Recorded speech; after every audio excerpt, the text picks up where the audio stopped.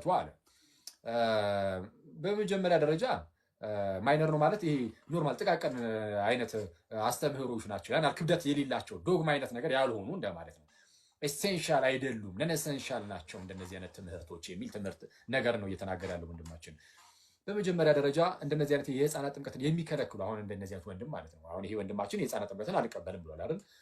የህፃናት ጥምቀትን የሚቃወሙ ሰዎች ፕሮቴስታንቲዝም ልክ ሲጀምር ተነስተው ነበረ። እነ ዶክተር ማርቲን ሉተር ተነስተው ፕሮቴስታንቲዝም ልክ ሲጀምሩት በጎን ወዲያውኑ አናባፕቲስት የሚባል እንቅስቃሴ ተነሳ። አናባፕቲስቶች ምን ብለው ያስተምሩ ነበረ? አይ ህፃናት መጠመቅ የለባቸውም፣ በህፃነቱ የተጠመቀ ሰው ቢኖር ራሱ ዳግም መጠመቅ አለበት ብለው ዳግመኛ ያጠምቁ ነበረ። እነዚህ አናባፕቲስት ይባላሉ። እና እነዚህን ሰዎች ዋና ትልልቅ የፕሮቴስታንት ሼፐሮች ወይም ሪፎርመሮቹ እነዚህ እነ ዶክተር ማርቲን ሉተር፣ እነ ጆን ካልቪን፣ እነ ዘዌንግሊ እነዚህ ተነሱና ተቃወሟቸው። አናባፕቲስቶችን ያውም ሲቃወሟቸው ጋይስ አናባፕቲስቶችን ተቃወሟቸው ስላችሁ የህፃናት ጥምቀትን ተቃውሞ የተነሱትን ሰዎች ማለት ነው። የፕሮቴስታንቲዝም ሼፐሮች ባይዜ ህፃናት መጠመቅ የለባቸው የሚሉ ሰዎችን እንደ አጋንንታዊ ማለት ይህን አስተምሮን እንደ አጋንንታዊ አስተምሮ ነበር ሲያዩት የነበረው አይደል? ለምሳሌ የመካነ ኢየሱስ ያሳተመችው የዛ የእምነት መግለጫው አለ እጅ ላይ ያዘጋጀው ዮኒ የአራተኛው ክፍል ላይ ማለት የዶክተር ማርቲን ሉተር ላርጅ ካቴኪዝም አራተኛው ክፍል በእንተ ጥምቀት ላይ የህፃናት ጥምቀት የሚል ክፍል አለው። የህፃናት ጥምቀት ገጽ 296 አካባቢ ገጽ 296 ይሄ መካኒዝም እሱ መጽሐፍ አሳያቸው አንዴ። የኦርቶዶክስ የክርስቲያን እንዳይመስል የክርስቲያኖች ሳይሆን የፕሮቴስታንቶች ነው የመካኒዝም ማለት ነው። እሺ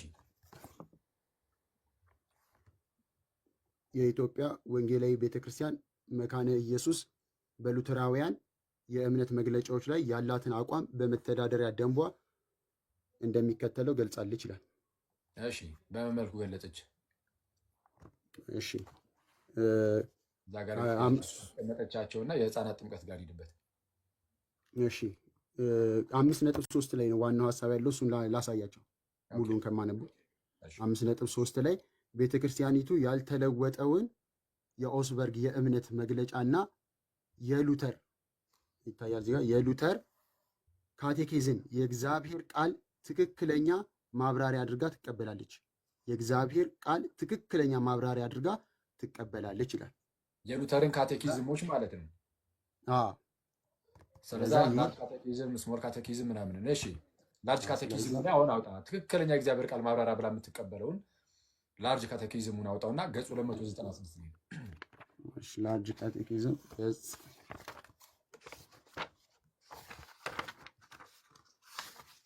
ከህፃናት ጥምቀት ጋር በተያያዘ መካኒስቶች ምን እንደሚሉ ወይም የመጀመሪያዎቹ ፕሮቴስታንቶች ምን እንደሚሉ እና ከዚህኛው ወንድም ጋር ደግሞ ምን ያህል እንደሚጣረሱ ይሄ ቀላል ትምህርት ነው፣ ምንም አያጣላንም አይደል ያለው። ግን ውስጡን ደግሞ ላሳያችሁ። አያችሁ ፕሮቴስታንቶች መጥተው እዚህ ሚዲያ ላይ ሲናገሩ በጣም ብዙ የሚያሹት ነገር አለ። አንደኛ እነሱ ጋር ያለውን ፕሮቴስታንቱን የተወሰነ ሸፈንፈን አድርጎ ያዝ ለማድረግ ያህል ወይም ደግሞ ይሄ ወደ ክርስትና የሚፈልሰውን ፕሮቴስታንት እንደው እንዳትሄድ እኛ ጋርም እኮ እንደዚህ ነው ብሎ የተወሰነ አሰማምሮ ለማሳየት ያህል እና ምንም የሚሸፈን የሚደበቅ ነገር ግን አይኖርም። ምክንያቱም አሁን ዲጂታሉ ዘመን ላይ ነገሮች እንደዚህ በቀላሉ በግልጽ ስለሚወጡ። እሺ የህፃናት ጥምቀት ይላል። የህፃናት ጥምቀት ይልና እዚህ ነጥብ ላይ እሺ ዲያብሎስ አንብበው እስኪ አንተ። ዲያብሎስ በልዩ እሺ አንብበው ዲያብሎስ በልዩ ልዩ የእምነት ክፍሎች ዓለምን ግራ ለማጋባት ወደሚጠቀምበት ጥያቄ ማለትም ወደ ህፃናት ጥምቀት እንመጣለን ይላል። አንዴ ዲያብሎስ በልዩ ልዩ የእምነት ክፍሎች ዲያብሎስ ነው ያለው። ለክ ዲያብሎስ በልዩ ልዩ የእምነት ክፍሎች ምን እንደሚያደርግ ዓለምን ግራ ለማጋባት እሺ ዓለም ግራ ወደሚጠቀምበት ጥያቄ ማለትም ወደ ህፃናት ጥምቀት እናልፋለን ይላል። እነዚህ የእምነት ክፍሎች እነማን ናቸው? የህፃናት ጥምቀትን የሚቃወሙ የሚከለክሉ፣ ለምሳሌ አናባፕቲስቶች። ስለዚህ አሁን ዲያብሎስ ይህንን ጥያቄ ያነሳው ዲያብሎስ ነው ይላል እና ወዳጃችን ለምሳሌ እዚህ ጋር መጥቶ ያወራው ፕሮቴስታንት ወንድም ሜሎስ የህፃናት ጥምቀት ነው ምናምን አይደል ብሎ የሚያን ነው ትክክለኛ አይደለም አይደል የሚለው ትክክለኛ አይደለም የሚሉትን ሌሎች ፕሮቴስታንቶች ግን አንተ ዲያብሎስ ነው እንደዚህ የሚያደርግህ እያሉት ነው። እነ ሉተር ዲያብሎስ ነው እንደዚህ የሚያደርጉ ነው የሚሉት። እነ ጆን ካልቪንም ልክ እንደዚሁ ባይዚ እነ ኡልሪክ ዘዌንግሊም። ስለዛ ለነሱ ኤሰንሻል ነበር በሰዓቱ። ይህንን የሚቃወሙ ሰዎችን ሁሉ ተቃውመዋቸዋል። ለነሱ በሰዓቱ ኤሰንሻል ነው። ኦኬ። ሲቀጥል ግን ከድህነት ጋር አይገናኝም ብሏል ወዳጃችን እንደሰማችሁትና በቃ አሁን እሱን እሺ ያዘው አንድ ቦታ ታወጣልኛለህ። ኦኬ እንትን በለውና ሌላ ክፍል አነሷለሁ። በቃ መዝጋት ትችላለህ። ተመልከቱ ጋይዝ፣ የህፃናት ጥምቀት ለድህነት የሚለው ትምህርት ችግር የለውም፣ ድህነትን ምንም አይነካም አለ። አንደኛ የህፃናት ጥምቀትን በቃ ችግር የለውም ብሎ አመነ። የህፃናት ጥምቀትን ማመኑ ማለት የህፃናት ጥምቀት ችግር የለውም ማለቱ ብቻ ግን አይደለም። ኢቭን ህፃናቱ ሲጠመቁ የሚጠመቁት ራሱ ለድህነት ነው የሚለውንም ምንም ቀላል ነገር ነው ያለው። ምንም ኤሴንሻል አይደለም፣ ችግር የለውም ነው ያለው። ችግር ሳይኖረው ቀርቶ ይመስላችኋል? ግን አይደለም። ጥያቄ እንዳይፈጠርበት በቃ ራሱን ከጥያቄ ለመገላገል ያህል ነው እንጂ ህፃናቱ እንደማያምኑ ነው የሚታመኑ አይደለም። ህፃናት አያምኑም። ሳያምን ራሱ ይድናል በጥምቀት የሚለውን ይሄ ኤሴንሻል አይደለም፣ ድህነትን አይነካም እያለ ነው። ይሄ ስለ ድህነት ነው እየተወራ ያለው። የህፃናት ጥምቀት ለድህነት ከተባለ ይሄ ስለ ድህነት ነው እየተወራ ያለው። ድህነትን አይነካም። የህፃናት ጥምቀት ለድህነት ብሎ ልጁ እየጠየቀ ከዛ በኋላ ድህነትን አይነካም። የህፃናት ጥምቀት ለድህነት ይሄ ምንም ችግር የለውም እየተባለ ነው። ሳያምንም ህፃኑ ሳያምንም በጥምቀት ውስጥ ግን ይድናል የሚለው ምንም ችግር የለውም። ከዛ በኋላ ደግሞ ድህነቱ አይነካም ይባላል። እና እንደነዚህ አይነት ውሸቶች የሚመጡት ለምንድን ነው? በጣም ይቅርታ ይህንን ቃል ስጠቀም ብዙዎችን ያው እንደዚህ ዝም ብለን ስለምናልፍ ማለት ነው። እያሹ እንደሆነ አውቀን ራሱ ዝም ብለን ስለምናልፍ፣ እንደነዚህ ልጆች ግን በጣም በውሸቱም በተንኮልም የተሞሉ አይነት ሰዎች ናቸው። አዝናለሁ ይህን ስናገር ማለት በቃ በፍጹም በተለይ ልባም ለሆኑ ፕሮቴስታንቶች የማይመጥኑ አይነት ሰዎች ናቸው እንደነዚህ አይነት ፕሮቴስታንቶች ከይቅርታ ጋር ማለት ነው። እና የህፃናት ጥምቀት ለድህነት የሚለውን ከድህነት ጋር አይገናኝም ችግር የለውም ብሎ ለማለፍ የተሞከረው ከክርስቲያኖቹ የሚመጣባቸውን የሚሰነዘርባቸውን ጥያቄ መመለስ ሲከብዳቸው ራሳቸውን የሚከልሉበት መንገድ ልክ ሲያጡ በቃ የሚጠቀሙት እንደዚህ አይነት ነገር ነው። በቃ ችግር የለውም ብሎ ብቻ ማለፍ ማለት ነው። እና ሰው የህፃናት ጥምቀት ለድህነት የሚለው የእስከ ድህነት ጋር ይገናኛል። በፕሮቴስታንቶቹ ትምህርት ለምሳሌ በመካነ ኢየሱስ እንዳየ ነው። ለምሳሌ በራሳቸው ማለት ነው የህፃናት ጥምቀት የሚቃወሙትን ዲያብሎስ ይሏቸዋል። ወይም ዲያብሎስ ነው እንዲህ የሚያናገራቸው ወይም የሚያስነሳ በእነሱ በኩል ጥያቄ አድርጎ ያነሳው ዲያብሎስ ነው ብሎ ነው የሚያምኑት። ስለዚህም መሰረታዊ የሆነ ልዩነት ነው በፕሮቴስታንት ውስጥ ይህ ልዩነት። እሺ ወደ ቀጣይ ጥያቄ ካሁን በኋላ ቶሎ ይልበታሉ።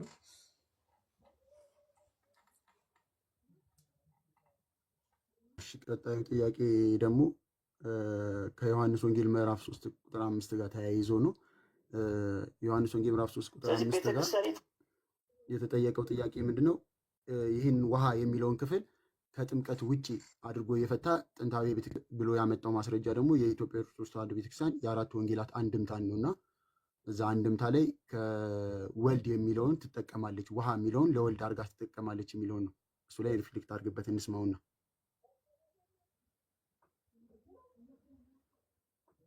ስለዚህ ቤተክርስቲያኒቷ እንግዲህ ቀደምት ነች። ቀደምት ከሚባሉ ትርጓሜዎች ውስጥ አንዱ ይሄ ነው። ስለዚህ ዮሐንስ ወንጌል 3:5 ወልድ ብላ ቤተክርስቲያኒቷ ወይም ኢየሱስ ብላ ተርጉመዋለች። ስለዚህ እኔም ይሄን እቀበላለሁ።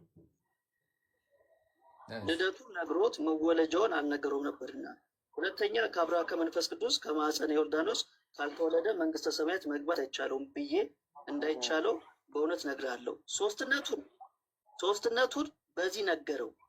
እማይ ብሎ ወልድን፣ ስለዚህ ውሃ ወልድን፣ በመንፈስ ቅዱስ ብሎ መንፈስ ቅዱስን፣ መንግስተ እግዚአብሔር ብሎ እግዚአብሔር አብን። ስለዚህ ውሃ የሚለው ወልድ ነው። ስለዚህ ማኅፀነ ዮርዳኖስ የሚለው ምንድን ነው? ከላይ ያለው ይቅርታ ጋር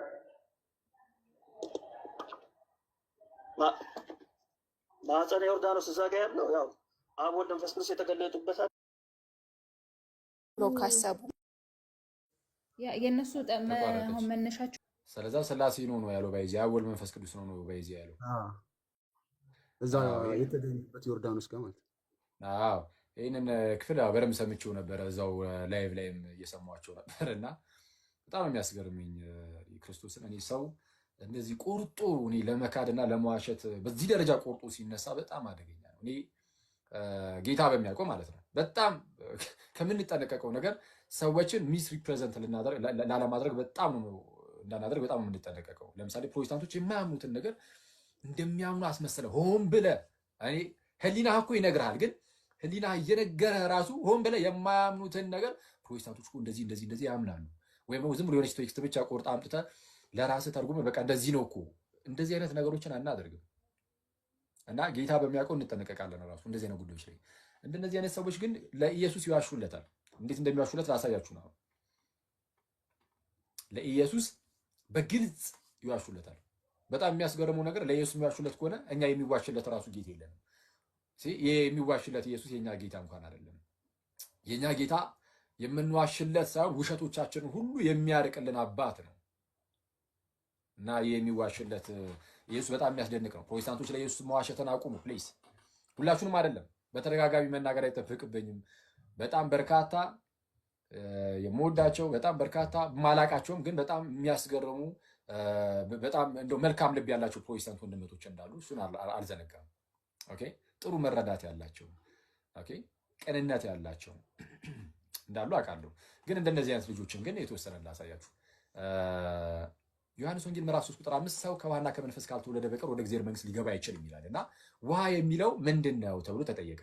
ውሃ የሚለው ምንድነው ተብሎ ሲጠየቅ ያው ከአባቶች ተብሎ ከዚህ በፊትም ጠይቀ ነው ምንም ሊመልስ ስላልቻለ ውሃ የሚለውን ይሄው ወዳጃችን ማን ነው ስሙ አንድ የሆነ እሺ እኔ አሁን መላጣ ብል አያምርብኝም።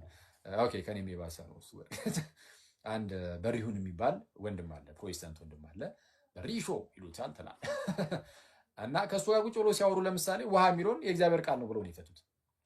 የእግዚአብሔር ቃል ቪዲዮን አስፈላጊ ከሆነ አዌሽ ባወጣው ጥሩ ነበር። የራሳቸው ላይ አለ መሰለኝ፣ ከራሳቸው ላይ ነው መሰለኝ የመጣው እዚህ ቲክቶክ ላይ። ለማንኛውም ግን ውሃ የሚለው ቃሉን ነው ብለው ተርጉመዋል እና ያኛውን የሚተረጉመው ይሄኛው ወንድማችን ደግሞ ቁጭ ብሎ አሃ እሺ ምናምን ብሎ ተምሮ ነው የጠብቁ ከራሱ ወንድሙ። ልክ እዚህ ጋር መጥቶ ግን ውሃ የሚለው ምንድነው ተብሎ ሲጠይቅ ምን ብሎ ቢመልስ ጥሩ ነው? ኢየሱስ አለ። ውሃ የሚለውን ኢየሱስ ብሎ እንዲፈታ ያደረገው የመጽሐፍ ቅዱስ ክፍል አለ? የለም፣ አንድም የለም። የመጽሐፍ ቅዱስ ክፍል ማለት ነው። ከመጽሐፍ ቅዱስ አንጻር ይፈታ ቢባል ለምንድን ነው ይህንን ኢየሱስ ያለው ካላችሁ የምርም ኢየሱስ ነው የሚለውን አምኖበት አይደለም። ይህን ይታወቃል፣ ጌታ ያውቃል። ይህን ራሱም ያውቃል፣ ልቡም ያውቃል፣ ክርስቶስም ያውቃል፣ እኔም አውቃለሁ፣ ብዙዎቻችን እናውቃለን። ከበሪሾ ጋር ሆኖ ሲያወሩ ውሃ የሚለው የእግዚአብሔር ቃል ነው ብሎ ስለፈቱ አሁን ኢየሱስ ያለበት ምክንያት አንድምታው ላይ ውሃ ብሎ ወልድን ተናገረ የሚትል ቃል ስላለች በቃ ከሷ ጋር አያይዞ ብቻ በቃ ያ የኔ አንድምታ ላይ እንደዚህ ስለሚል በቃ ያው ከሱ ጋር አንድ ተመሳሳይ ነው ብሎ ብቻ ለመቀመጥ ያህል ማለት ነው። ጥምቀት ነው ላለ ማለት ውሃ የሚለውን ጥምቀት ነው ላለ ማለት ያህል ወልድ የምትል ቃል አንድምቷ ሊሆንሽ ቦታ ላይ ስላየ ባያምንበት እንኳን ኦኬ ይሄንን ራሱ አሁን የተናገራት ነገር አምናለሁ ያለውን ራሱ አያምንም። ግን በቃ ከጥያቄ ለመትረፍ ያህል በቃችን ዋሽቶም ቢሆን እንደዛ ይነግራቸዋል ማለት ነው። ይሄ ለኢየሱስ ይዋሹለታል ፕሮቴስታንቶች። በጣም ያሳዝናል። ሼም። አንድ እንኳን ፕሮቴስታንት ያንን ውሃ የሚለውን ወልድ ብሎ ኢየሱስ ብሎ ይፈታ ታይቶ አይታወቅም። አንድ ይሄ ወዳጃችንም አምኖበት አይደለም። እንትኑ ላይ አንድምታ ላይ ያለውን ነገር አሳያችኋለሁ። ኦኬ ይሄ ወዳጃችንም አምኖበት ሳይሆን እንዳልኳችሁ በቃ ዝም ብሎ በአንድምታ ውስጥ ተደብቆ ለማለፍ ያህል ዝም ብሎ ብቻ ያልፈዋል። ያን ግድ አይሰጣቸውም። የትምህርት ጉዳይ ያን ግድ ስለማይሰጣቸው የእግዚአብሔር ቃል ብዙም ግድ ስለማይሰጣቸው ኢየሱስ ነው ባይዘ ይሄን ነገር የተናገረውና ሰው ከውሃ እና ከመንፈስ ካልተወለደ በቀር ወደ እግዚአብሔር መንግስት ሊገባ አይችልም ብሎ ኢየሱስ የተናገረው ቃል ስለምንድን ነው የተወራው ሲባል ዋሽቶ ይሄ ስለዚህ ነው ይላል። በኢየሱስ ቃል ላይ ማለት ነው፣ እሱ በማያምነው ላይ እና የማያምነውን ነገር አምናለሁ ብሎ ከመጣ አንድ ሰው በጣም አደገኛ ነው። ይሄ በጣም እንደውም ይሄ እንደዚህ አይነት ሰው ባይዘ ዴሊቨረንስ ራሱ የሚያስፈልገው ይመስለኛል። እንደነዚህ አይነት ሰዎች በጣም ጥምቀት ያስፈልጋቸዋል። ክርስቶስን በጣም በኢቪል ስፒሪት ፕሮሰስ የመሆን ቻንሳቸው በጣም ሀይ ነው የሚሆነው። አሊያ ሰው እንደዚህ በዚህ ደረጃ ከህሊናው ጋር ምንም በቃ የፈለገ ቢቃረን እንኳን ግድ ሳይሰጠው እንደዚህ ሊሄድ አይችልም። እንደው በጌታ አንተ ወዳጄ እኔ ይህንን ከልቤ ነው የምነግርህ። ፕሊዝ በጣም ተረጋግተህ ራስህን ለማየት ሞክር። ሁሌም የምትሄድባቸው መንገዶች በእውቀትና በእውነት ላይ የተመሰረቱ ሳይሆን ቃላት ለቀማ ላይ ገብተህ በሐሰት ብቻ እንደዚሁ በድርቅና የሚሄድ ነገር አለ እና ፕሊዝ ራስን በጣም ብታየው መልካም ነው። ጌታ በጣም ቅርብ ነው። ሰው ሳታስበው የክርስቶስ ነገር እንዳይመጣ እኔ በጣም በተረጋጋ መልካም ነው። ለማንኛውም ዮሐንስ ወንጌል ምዕራፍ 3 ቁጥር 5 ላይ አንድምታው ውሃ የሚለው ወልድን ነው አለ፣ ኢየሱስን ነው አለ እና እሺ አንድ ያቅርበው። ቆይ ወልድን ነው አለና ማለት ነው። ከዛ በኋላ ነገራቸው። ከዛን ሙሉን አንብበው አሉት ልጆቹ ማለት አንድምታው በቃ እዛ ጋር ሰው ከውሃ እና ከመንፈስ ካልተወለደ በቀር የሚለው ላይ ውሃ የሚለው ጥምቀት ነው። ባይዚ ምንም ሁሉም የክርስቲያን አባቶቻችን እንደዛ ብለው ይፈቱት። አንድምታ እሱ የጠቀሰው አንድምታ ራሱ ጥምቀት እንደሆነ ይፈቱታል። አሳያችኋለሁ እሱን። እሱ ግን ውሃ ያለው ወልድን ነው ብሎ አለፈ። ከዛ በኋላ ኧረ እስቲ ከፍ ብለህ ዝቅ ብለህ አንብብ ተባለ። ቆርጦ አንብቦ ማለት ነው። ቆርጦ አንብቦ ውሃ ምንድነው ውሃ ብሎ ሶስትነቱን በዚህ ነገረው ይልና ከታች ያለችውን አንዴ ሶስትነቱን በዚህ ነገረው። እማይ ብሎ ወልድን፣ እሺ መንፈስ ቅዱስ ብሎ መንፈስ ቅዱስን፣ መንግስተ እግዚአብሔር ብሎ እግዚአብሔር አብን ብሎ ሶስትነትን ገለጸ። የምትሏን ብቻ ነበበ። ከዛ እነዚህ ልጆቹ ጠያቂዎቹ የሚሉ ጥሩ ነው፣ እስቲ ከላይ ከፍ ብለህ ደግሞ አንብቦ አሉት። ከዛ ከፍ ብሎ ሲያነበው ተመልከቱ፣ ቁጥር 5 ልደቱን ነግሩት የምትሏ ላይ ማለት ነው። ፖይንት እንትን አድርግላቸው፣ ጠቁማቸው ምን እንደሚለው እሱ የዘለለውን ማለት ነው። እንዴት እንደሚያጨረብሩ እንዴት የሚዋሹለት ጌታ እንዳላቸው ላሳያችሁ። ፕሮቴስታንቶች ልደቱን ነግሮት በቃ ልደቱን ነግሮት መወለጃውን አልነገረውም ነበርና አለ። ስለ ልደት ነገረው ማለት ከላይ ቁጥር 3 ላይ ዮሐንስ ወንጌል ምዕራፍ 3 ቁጥር 3 ላይ እውነት እውነት እልሃለሁ ሰው ዳግመኛ ካልተወለደ በቀር ወደ የእግዚአብሔር መንግስት ሊያይ አይችልም አለ። ሰው ዳግመኛ ካልተወለደ በቀር ዳግመኛ መወለድ እንዳለ ብቻ ነበር የነገረው ቁጥር 3 ላይ። ቁጥር 5 ላይ ደግሞ ከምን እንደሚወለድ ደግሞ ነገረው። መወለጃውን ደግሞ ነገረው። ሰው ምን አለ? ልደቱን ነግሮት መወለጃውን አልነገረውም ነበርና ምን አለው? ሁለተኛ ከአብራከ መንፈስ ቅዱስ ከማህፀነ ዮርዳኖስ ካልተወለደ መንግስተ ሰማያት መግባት እንደማይቻለው ነገረ ይላል። መግባት አይቻለውም ብዬ እንዳይቻለው በእውነት እነግርሃለሁ ይላል። አሁን ተመልከቱ። ከአብራከ መንፈስ ቅዱስ እና ከምን ከማህፀነ ዮርዳኖስ በግልጽ ይህን ያስቀምጣል። አሁን ስለ ዳግም መወለድ የተነገረው ስለ መወለጃ የተነገረው ክፍል ላይ ከታች ያለው ስለ መወለጃው አይደለም የተነገረው። ባይዚ እዛው ስለ መወለጃው እየነገረው ውስጥ ላይ ሶስትነቱንም ገልጾለታል ነው ብሎ የሚያስቀምጠው እንጂ መወለጃው ላይ በቃ አለቀ። ከውሃና ከመንፈስ ነው የሚለው። ውሃም ውሃ ነው። ዮርዳኖስ ብሎ ጠቀሰው። ለምንድን ነው ዮርዳኖስ ያለው? ላሳያችሁ። ዮርዳኖስ የሚለውን በምን መልኩ እንደፈታ ሰምታችኋል። አንደኛ ግን እንዳትረሱ ይሄንን ዘሎ ነበር ሄዶ ባይዚ ዘሎ ልጆቹ ናቸው። ሂድ ከላይ ከፍ ብለህ አንብብ ተባለ። ሲያነብ ይሄንን ይኸው ብቅ አለ። አየህ እንደዚህ ስትክድ እግዚአብሔር የሚያጋልጣል። በዚህ እንደዚህ ይሄ መንፈሳዊ ነው። ባይዚ መንፈሳዊ ነገር ላይ እንዲህ ይደረጋል። በጌታ ግን በጣም ሼም እኮ ነው። መንፈሳዊ ነገር ላይ የሚሰራ ሰው አንደኛ ቅንነት ሊኖረው ይገባል። ኦኬ ሲቀጥ ማለት ቅንነት ሲኖር ነው በነገራችን ላይ ከዛ በኋላ ራሱ ፍሩትፉልም ሊሆን የሚችለው እንደው የምር መንፈሳዊነትም ካለ ራሱ ነገር ፍሩትፉል የሚሆነው ፍሬያማ የሚሆነው ቅንነት ኖሮን በርህራሄ ነገሮችን እና በእውነት ለእውነት ደግሞ ቆመን ነገሮችን ስናደርግ ያኔ ፍሬያማ እንሆናለን። አሊያ ግን እንደዚህ በውሸት የምንናገራቸው ነገሮች እንደዚህ ወተን በቀላሉ ዲበንክ አድርገን ይኸው እናፈራርሰዋለን። እሺ ና ላሳየን። ከዛ ይኸው ከላይ ከፍ ብለው ይህንን ነገር ተናገሩትና ሄዶ አነበበ። ስለዚህ አንደኛ የዘለለው ተያዘ። ከአብራከ መንፈስ ቅዱስና ከዮርዳኖስ ተባለ። ከማህፀነ ዮርዳኖስ ማህፀነ ዮርዳኖስ የሚለውን በዮርዳኖስ ጌታችን ኢየሱስ ሲጠመቅ አብ ወልድ መንፈስ ቅዱስ ስለተገለጡ በቃ ዮርዳኖስ የሚለው የሥላሴ ምሳሌ ነው።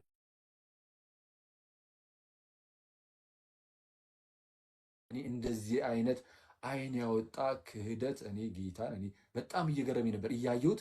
ሰው በዚህ ደረጃ ሊሆን ይችላል? ቅዱስ ሚካኤልን እኔ በጣም ያስገረመኝ ማለት ይህንን ስናገር በምወደው በጌታ በኢየሱስ ፊት ሆኜ ነው የምነግራችሁ። ማለት የሆነ አንዳንዶች እንደሚያስቡት የሆነ ፖለቲክስ የመስራት እንደዛ እንኳን አይደለም። ይኸው ጌታ ኢየሱስ ያውቃል። በጣም ነው የገረመኝ ክርስቶስን። እኔ ሰው በዚህ ደረጃ እንዴት ራሱን ህሊናውን ጌታ ኢየሱስን ክዶ ለኢየሱስ ካልዋሸውለት ብሎ እንዴት ይታተራል? ዮርዳኖስ የአብ የወልድ የመንፈስ ቅዱስ ምሳሌ የሥላሴ ምሳሌ ነው። ከየት አመጣው? የት አለ? እዚህ ጋር ሌላ ክፍል ላይ ሳለ የለም። ይልቁንም ግን ከአብራከ መንፈስ ቅዱስና ከማህፀነ ዮርዳኖስ አይደል የሚለው ለክ። ስለዚህ አሁን በሱ አባባል ዮርዳኖስ የሚለው ሥላሴ ወይም አብ ወልድ መንፈስ ቅዱስን ከሆነ እንግዲያውስ እንዴት ሊሆን ነው መሰላችሁ? ንባቡ ከአብራከ መንፈስ ቅዱስና ያው ዮርዳኖስ አብ ወልድ መንፈስ ቅዱስ አይደል?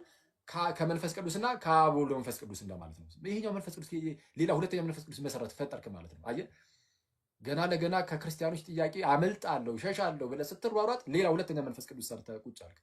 ከመንፈስ ቅዱስና ከአብ ከመንፈስ ቅዱስ ልክ ከአብራ ከመንፈስ ቅዱስና ከማህፀነ ዮርዳኖስ። ምክንያቱም ማህፀነ ዮርዳኖስ የተባለው አብ ወልድ መንፈስ ቅዱስ ነው ብሎ ስለተናገሩ ወዳጆችን ከመንፈስ ቅዱስ እና ከአብ ከወልድ ከመንፈስ ቅዱስ ከሁለቱ ነው መወለድ ያለበት ተብሎ ሁለት ነገር ስለተቀመጠ አንደኛው መንፈስ ቅዱስ ነው፣ አንደኛው ደግሞ አብ ወልድ መንፈስ ቅዱስ ነው። ስለዚህ ይሄ መንፈስ ቅዱስ ሁለተኛው መንፈስ ቅዱስ አደረገው። ምን ያህል ሌላ ፈጣሪ እየፈጠርክ እንደሆነ ተመልከት። ዮርዳኖስ የምን ምሳሌ እንደሆነ መጽሐፍ እዚሁ ራሱ የጠቀሰው አንድምታ ላይ ግን ዮርዳኖስ የምን ምሳሌ እንደሆነ ቃል በቃል ተቀምጧል። ላሳያችሁ። እሺ ላሳያችሁ። የማቴዎስ ወንጌል ምዕራፍ 3 ላይ ጌታ ሲጠመቅ አብ ወልድ መንፈስ ቅዱስ ተገልጦ የለ ወይ በዮርዳኖስ ብሎ አይደል ነበረ? እዛው ጋር ነግሮ የለ የምን ምሳሌ እንደሆነ ከዛን እንዴት ለጌታ ኢየሱስ እንደሚዋሹለት በዛው እንድታዩ እፈልጋለሁ። ባይዚ በምን ደረጃ ማለት ነው። እና እኔ ልባም ፕሮቴስታንቶች ከእንደነዚህ አይነት ሰዎች ራሱ ጌታ ኢየሱስን እኔ እንደው ብትርቁ መልካም ነው። አክቹዋሊ በጣም ደገኛ የሆኑ ፕሮቴስታንቶች እንደነዚህ አይነት ልጆችን ጭራሽ ነው ባይዚ በጣም ሲቃወሟቸው ያሉ በጣም ሲቃወሟቸው እና ኦኬ አንዴ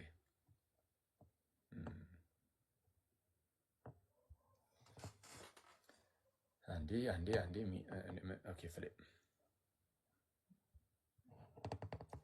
እሺ ኦኬ አንዴ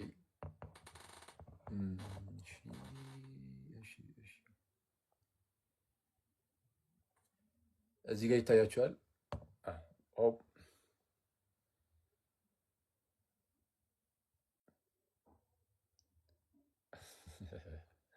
እሺ እየነካሁት ነው በሚያሳዝን ሁኔታ። አንዴ ይቅርታ አድርጉልኝ በጣም እሺ። ቀጥታ እንትኗን ልጠቁማችሁ እኮ ነው። በጣም ዝገት ዮርዳኖስ የምን ምሳሌ እንደሆነ ማለት ነው። እሺ ይሄ ማለት ነው እዚህ ጋር አዳም ከነ ህፃናቱ ደዌ የመርገመ ስጋ የመርገመ ነፍስ ይልና እዚህ ጋር ዮርዳኖስ የሚል እዚህ ጋር ይታያል። ይሁን ይታያል። ዮርዳኖስ አሁን አቀረብኩት ይታያል አይደል?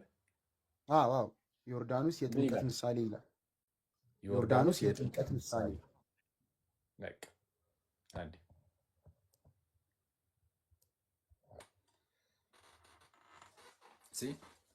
ራሱ ወዳጃችን ያመጣው ወንጌል አንድምታ ዮርዳኖስ የጥምቀት ምሳሌ ነው የሚለው ምን ያህል ለኢየሱስ እንደሚያሹለት ለምን መሰራችሁ? ይሄ ልጅ እንደው ባለማወቅ ይሆን እንዴ ምናምን ብላችሁ ታስቡ ትችላላችሁ። ከዚህ በፊት ላይቭ ላይ አግኝቼ አስረድቻለሁ ይሄን ነገር። ይሄን ነው የማቴዎስ ወንጌል ምዕራፍ 3 ላይ ያለውን ነገር አውጥቼ አሳይቼው አውቃለሁ።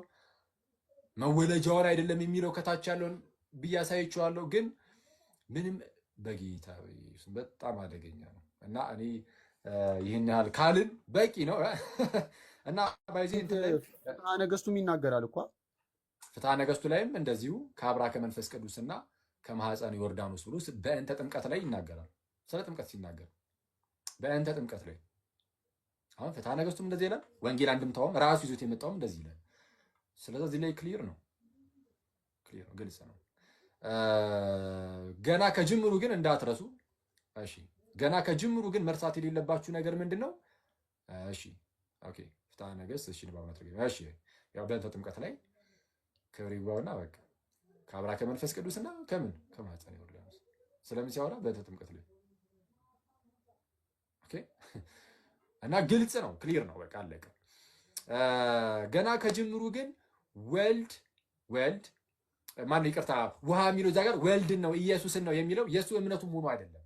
እንዳልኳችሁ ከሆነች ኦርቶዶክሶች ማለት ምንም ክሊርሊ እዚህ ጉዳይ ላይ በጣም ግልጽ የሆነ እውነተኛ ትምህርትን ስለያዙ ከእነሱ ለመሸሽ ሲባል ብቻ ዋሽተው ይመጣሉ። ዋሽተው ደግሞ በዋሹት ውሸት ደግሞ ኦርቶዶክስን ደግሞ እዛው አታክ ለማድረግ ደግሞ ይሞክራሉ። ኦርቶዶክስን ለማጥላላት ለማጠልሸት እና ይሄ አደገኛ ነው። እሺ ወደ ቀጣይ እንሂድ። እዚህ ካልካልንበት ቶሎ እንሂድበት። ሌላው ደግሞ እዛው ላይ የተጠየቀው ኤርሚን የጠየቀውና ከዚህ በፊት እንትን ሲል ላርዳችሁ የማርቆስ ወንጌል ምዕራፍ 16 ከቁጥር ጀምሮ የለም እና ከቁጥር 9 ጀምሮ የለም ብሎ ነበርና አሁንም በዛ አቋም እንደጸናህ ነው ወይ? እስቲ ምን ትላለህ ተብሎ ጠይቁ። ይሄ በጣም ወሳኝ ነው ጋይስ ፕሊዝ ይሄንን በደንብ አድርጋችሁ ስሙ። ይሄ በጣም ወሳኝ ነው። የማርቆስ ወንጌል ምዕራፍ 16 ከቁጥር 8 በኋላ ያለው መጽሐፍ ቅዱስ አይደለም፣ ተጨምሮበት ነው፣ ጭማሪ ነው። እንግዲህ መርዶ ልንገራችሁ ብሎ ይሄ ወዳጃችን ፕሮቴስታንቱ መምህር ሲናገር ነበረ እና ይህ መምህር የተናገረውን ነገር ይዞ ደግሞ ጠያቂዎቹ ጠየቁት። ከዚህ ቀደም እንዲህ ብለህ ጠይቀን ማን ነው እንዲህ ብለህ ተናግረህ ነበር፣ መርዶን ላርዳችሁ ብለህ ማርቆስ ወንጌል ምዕራፍ 16 ከቁጥር 9 እስከ 20 ያለው የእግዚአብሔር ቃል አይደለም ወይም ደግሞ መጽሐፍ ቅዱስ ሳይሆን ጭማሪ ነው፣ ሰው የጨመረበት ነው ብለህ ተናግረሃል። እንዴት ነው ይሄ ነገር ተብሎ ተጠየቀ እና መልሱን ስሙትና አሁንም አሳያችኋለሁ ምን ያህል ለኢየሱስ እንደሚያሹለት። እስቲ ያመንከው ከምን ተነስተህ ነው ልባል ይገባል። የተነሳሁት ይኸው ከኦርቶዶክስ መጽሐፍ ማርቆስ 16 ላይ እነሱ ናቸው ያሉት ሁለት ጥንታዊ ቅጂዎች ላይ ይሄ ቃል የለም ብሎ እዚህ ላይ የተጻፈው።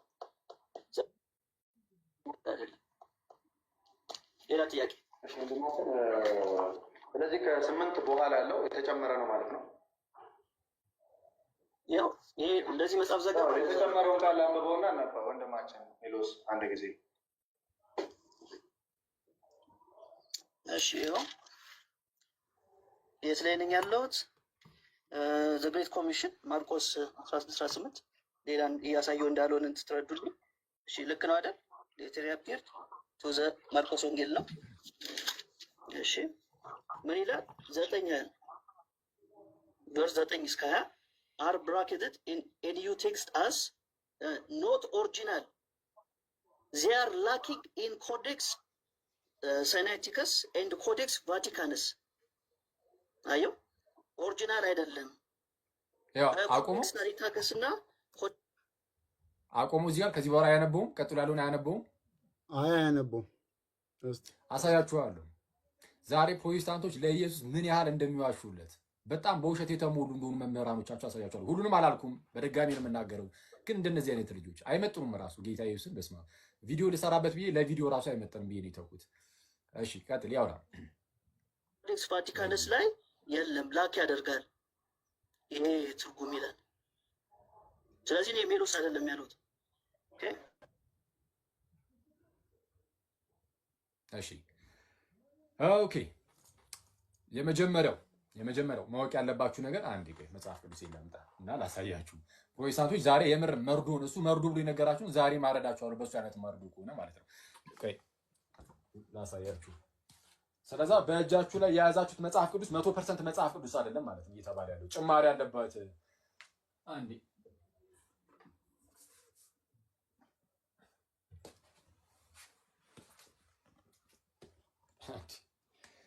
አንዴ እሺ ይሄ መጽሐፍ ቅዱስ አላችሁ አይደል ፕሮቴስታንት ወንድሞቼ?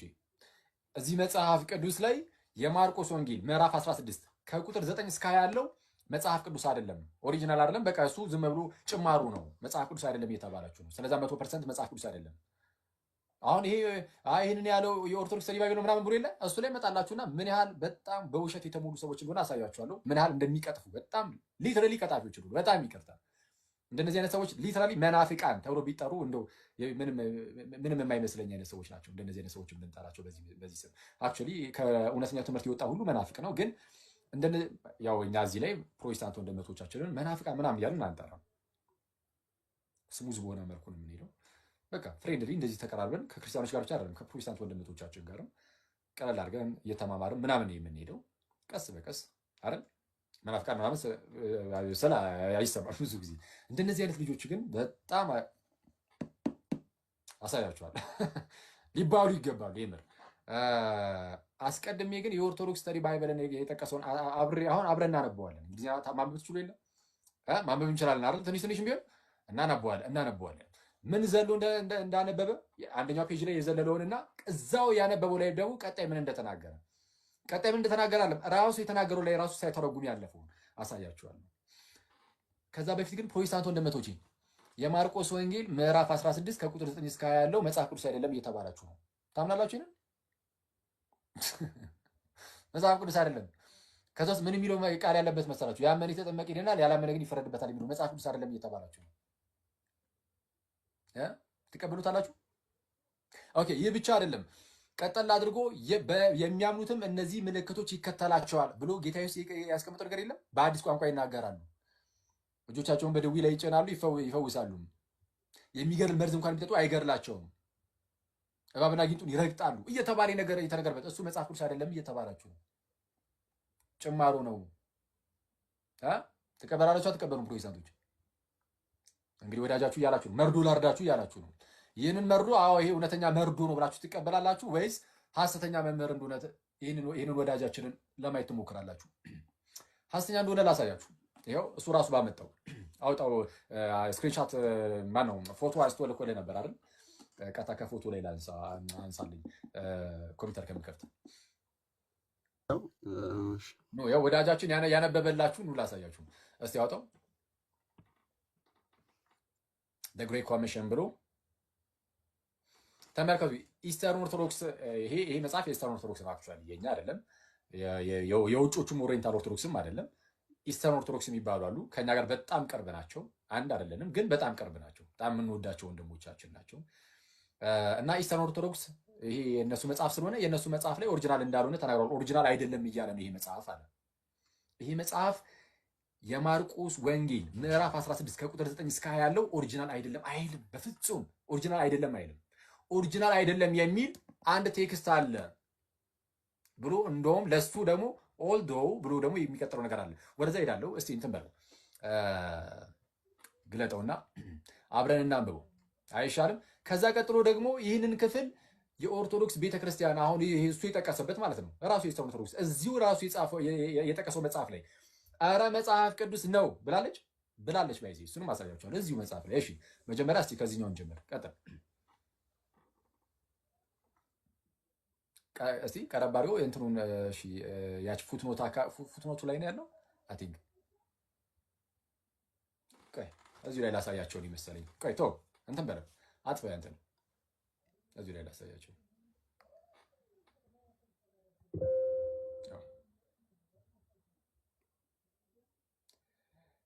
ኦኬ ሌት ሚ ሾው ዩ።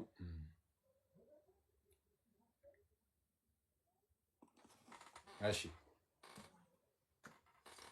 እንደ ቀደሙ ለማሳየት ነው ሞክር። እንዴት ምን ያህል ለኢየሱስ እንደሚዋሹለት አሁንም እኔ ዛሬ ምንድን ነው የምናየው? አንዳንድ ፕሮቴስታንት መምህራን ለኢየሱስ እንደሚዋሹለት 16:20 የሚለው ይታያቸዋል አይደል?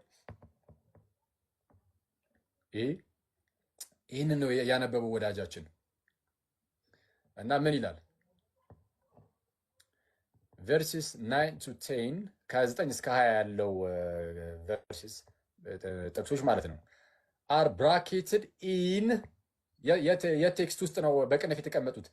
ኒው ቴክስት የሚባለው ውስጥ ምን ተብሎ አስ ናት ኦሪጂናል እንዳልሆነ ተደርጎ በብራኬት ውስጥ ተቀምጧል። የት ኒው ቴክስት የሚባል ሌላ ጽሑፍ አለ፣ ሌላ ቴክስት አለ። እነዚህ ቫሪዬሽኖቹ ምናምን እያወጣ ያስቀምጣል። ይሄ ቴክስት የኦርቶዶክስ አይደለም እና እዚህ ቴክስት ላይ ኒው ቴክስት ላይ አለ። ያው ተመልከቱ፣ አብረን እናንብብ። ቨርሲስ 9 to 20 እሺ አር ብራኬትድ ኢን ኤ ኒው ቴክስት አዝ ናት ኦሪጂናል እንዳልሆኑ ተደርጎ በብራኬት ተቀምጧል። ያው እንትን መጣብኝ። አንዴ ቆይ እሺ አንዴ ራስህን እስቲ ኦኬ እሺ እንትን አድርጌዋለሁ። እሺ እንደዛ ብሎ ያስቀምጥና ልክ they are lacking in codex sinaiticus and codex vaticanus ኮዴክስ ሳናቲከስ እና ኮዴክስ ቫቲካነስ ላይ የሉም ይልና በዚህ ምክንያት ነው እንደዛ ብሎ ያስቀምጡት እና ኦልዶ አሁን ያላነበበውን እዩ ኦልዶ ኒርሊ ኦል አዘር ማኑስክሪፕትስ ኦፍ ማርክ ኮንቴን ደም ኦልሞስት ሁሉም በሚባል ደረጃ ሁሉም ዕደ ክታባት ይህንን የማርቆስ ወንጌል ክፍል ይይዛሉ አለ። ይህንን የማርቆስ ወንጌል ክፍል ይይዛል። ይህንን እንትን ብሎታል።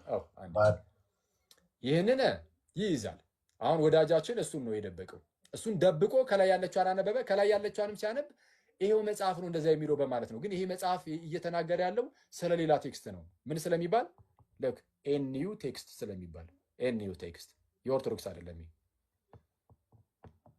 ከ9 እስከ 20 ያሉ ጥቅሶች አር ብራኬትድ ኢን ኒው ቴክስት አዝ ናት ኦሪጂናል እንዳልሆነ ተደርጎ በብራኬት ውስጥ ተቀምጧል።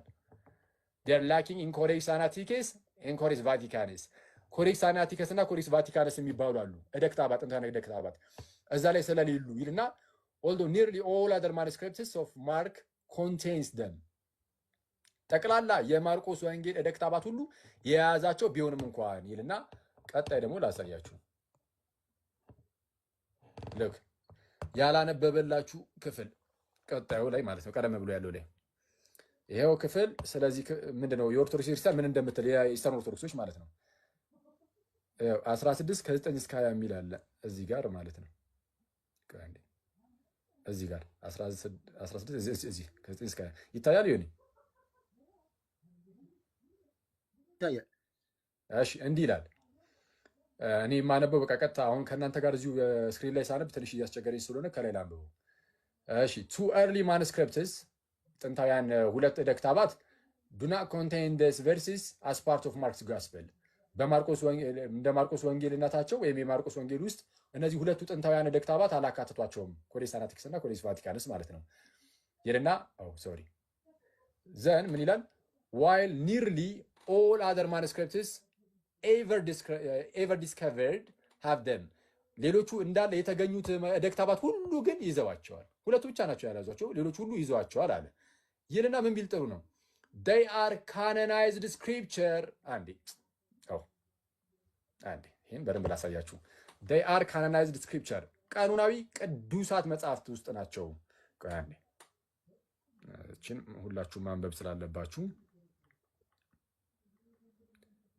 እሺ እንዴት ልጠቋሽ ኦኬ እዚህ ጋር they የሚል ይታያችኋል they are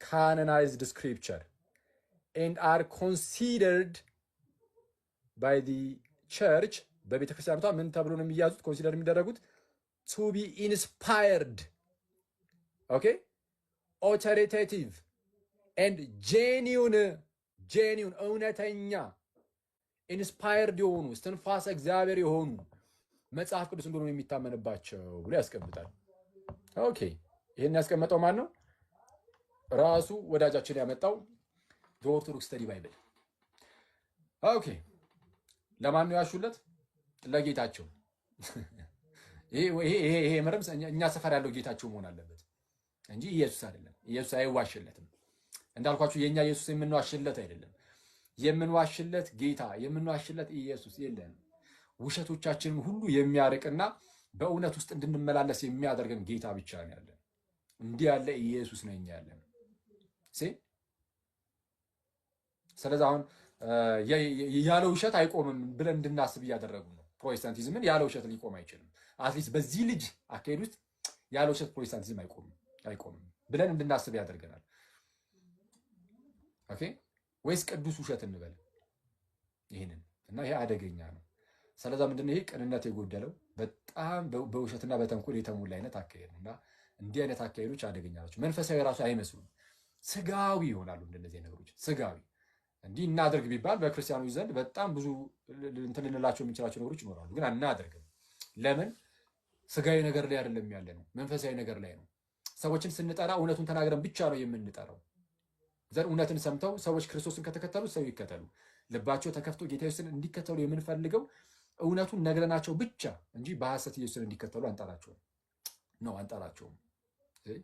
እና ስለዛ የውሸት ነው የማርቆስ ወንጌል ምዕራፍ 16 ከቁጥር 9 እስከ 20 ያለው እዚህ ላይም እንደተነበበው ኮዴክስ ሳይናቲከስ እና ቫቲካንስ ላይ ስለሌለ አንዳንድ ሰዎች እንደ ኦሪጂናሊ ባይኖር ነው ብለው የሚያስቡ ሰዎች አሉ ግን ከጥንት ጀምሮ አለ ኮዴክስ ሳይናቲከስንም ኮዴክስ ቫቲካንስንም የሚቀድም ማስረጃ አለ ለምሳሌ ከአባት ማን ቅዱስ ኢራኔስ አጌንስት ሄረሲስ መጽሐፉ ሶስተኛው መጽሐፉ ላይ በምን መልኩ ያስቀምጣል የማርቆስ ወንጌል ምዕራፍ 16 ቁጥር 19 ይጠቅስና ማለትም መጽሐፍ ቅዱስ አይደለም ተብሎ አሁን በፕሮቴስታንቶቹ እየተካደ ያለው መጽሐፍ ማለት ነው ክፍል ማለት ነው እሱን ጠቅሶ ማርቆስ በወንጌሉ መጨረሻ ላይ እንዲህ አለ ብሎ ይጠቅሰዋል ስለዚህ ማርቆስ ነው የጻፈው እያለ ነው ስለዚህ የማርቆስ ወንጌል ክፍል ነው ቢያንስ የምን ክፍል ነው የማርቆስ ወንጌል ክፍል ነው በፕሮቴስታንቶቹ ግን ምን እየተካደ ነው ይሄ መጽሐፍ ቅዱስ ክፍል ይሄ የእግዚአብሔር ቃል አይደለም ተብሎ እየተካደ ነው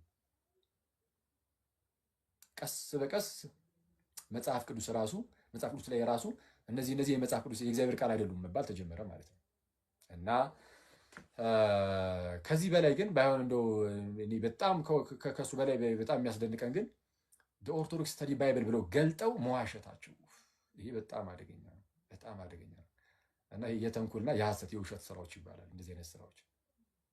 ኒው ቴክስት ይላል ነው ያለው እንጂ ራሱ የኦርቶዶክስ ስተዲ ባይብል አቋሚ ነው ይሄ አላለም። እንደውም ኧረ ቸርቿ ይሄን በዚህ መልኩ ነው የምታየው ብሎ ሲናገር መጽሐፍ ቅዱስ ብለ ነው የምታምኑ ብሎ ነው ያስቀምጠው። እና ሰው ከዛ አንጻር ልንመለከተው ይገባል። እሺ ቀጣይ በጣም እያስረዘምኩባችሁ አዝናለሁ። ቶሎ ሄድበታለሁ። ካሁን በኋላ ማረፍ አለብን አይደል? እስቲ ሲሳቱ ነው። እሺ ቃልዮት ያሰማልን። ኦኬ ይሄን የሐሰት ትምህርት ስላፈራረስከው የእግዚአብሔር ቃል ባይዜ ሁሉን ያፈርሳል። አሁን አንዳንድ ሰዎች እናፈርሳለን ፈራርሱ ይወጣሉ። ትምህርት እሺ አሁን ደግሞ ከጥምቀት ጋር ተያይዞ የሐዋርያ ሥራ ምዕራፍ 10 ላይ ከቆርኔሌዎስ ቤተሰብ ታሪክ ጋር ተያይዞ የተነሳ ክፍል ነውና እስቲ የቆርኔሌዎስን እዛ ጋር የተነሳውን ታሪክም እስቲ እንስማውና እንትን እንላለን። ጥምቀትም ያድናል፣ እምነትም ያድናል፣ ሁለቱንም ነው እያለኝ ያለው ነው ብዬ መመለስ እንችላለን አይደል? ወይስ እምነት ብቻውን ያድናል? አቁማላ እንትን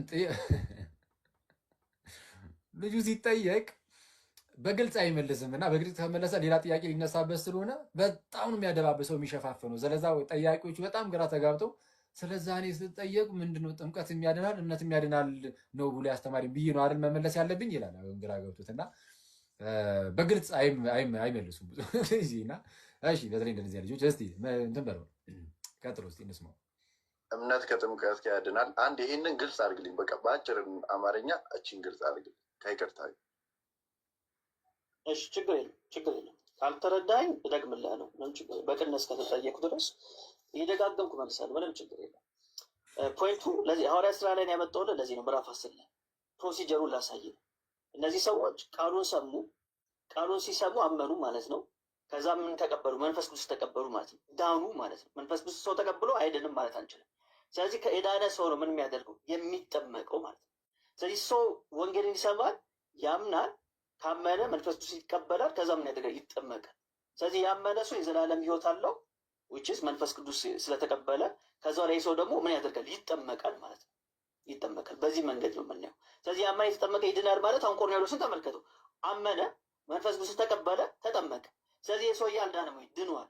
ግን የዳነው መቼ ነው? ስፔሲፊክ ፖይንቷ መቼ ነው ስንል መንፈስ ቅዱስን ሲቀበል ነው። ስለዚህ እሺ አንዴ ስለዛ ዋናው ፖይንት ምንድነው? ሰው አምኖ ይድናል፣ ከዳነ በኋላ ይጠመቃል ለማለት የቆርኔሌዎስን ቤተሰብ ከዛ ውጪ ተጠይቀው ከቆርኔሌዎስ ውጪ አላመጣም መጀመሪያውንም እና ይሄን እሱ ቪዲዮ የለም በእናት ምንድነው ወንድማችን ኤርሚ ኦኬ ከዚህ ክፍል ውጪ ማለት የቆርኔሌዎስ ቤተሰብ አለ በመጽሐፍ ቅዱስ ላይ ሐዋርያ ሥራ ምዕራፍ 10 ላይ ነው ያለው። ሐዋርያ ሥራ ምዕራፍ 10 ላይ ቆርኔሌዎስ የሚባል አንድ ሰው ነበረ እና አሕዛብ ነው። እንደምታውቁት ክርስትና ልክ ሲጀምር አብዛኞቹ ክርስቲያን የሚሆኑት ከአይሁዳውያን የመጡ ናቸው። ሐዋርያት ራሳቸውም አይሁዳውያን ናቸው። አስቀድሞ የእግዚአብሔር የመንግስት ወንጌል ለአይሁዳውያን ነው እና አይሁዳውያን እየመጡ ይጨመሩ ነበር እና እስከዛ ሰዓት ድረስ አሕዛብ እየመጡ ከነሱ ጋር ስላልተቀላቀሉ በጥምቀት ውስጥ ከነሱ ጋር አንድ ሆነው ስላልተዋሃዱ ስላልተጨመሩ አሕዛብ ማለት ነው አይሁዳውያን ይጸየፏቸዋል እና ቆርኔሌዎስ ደግሞ አሕዛብ ነው።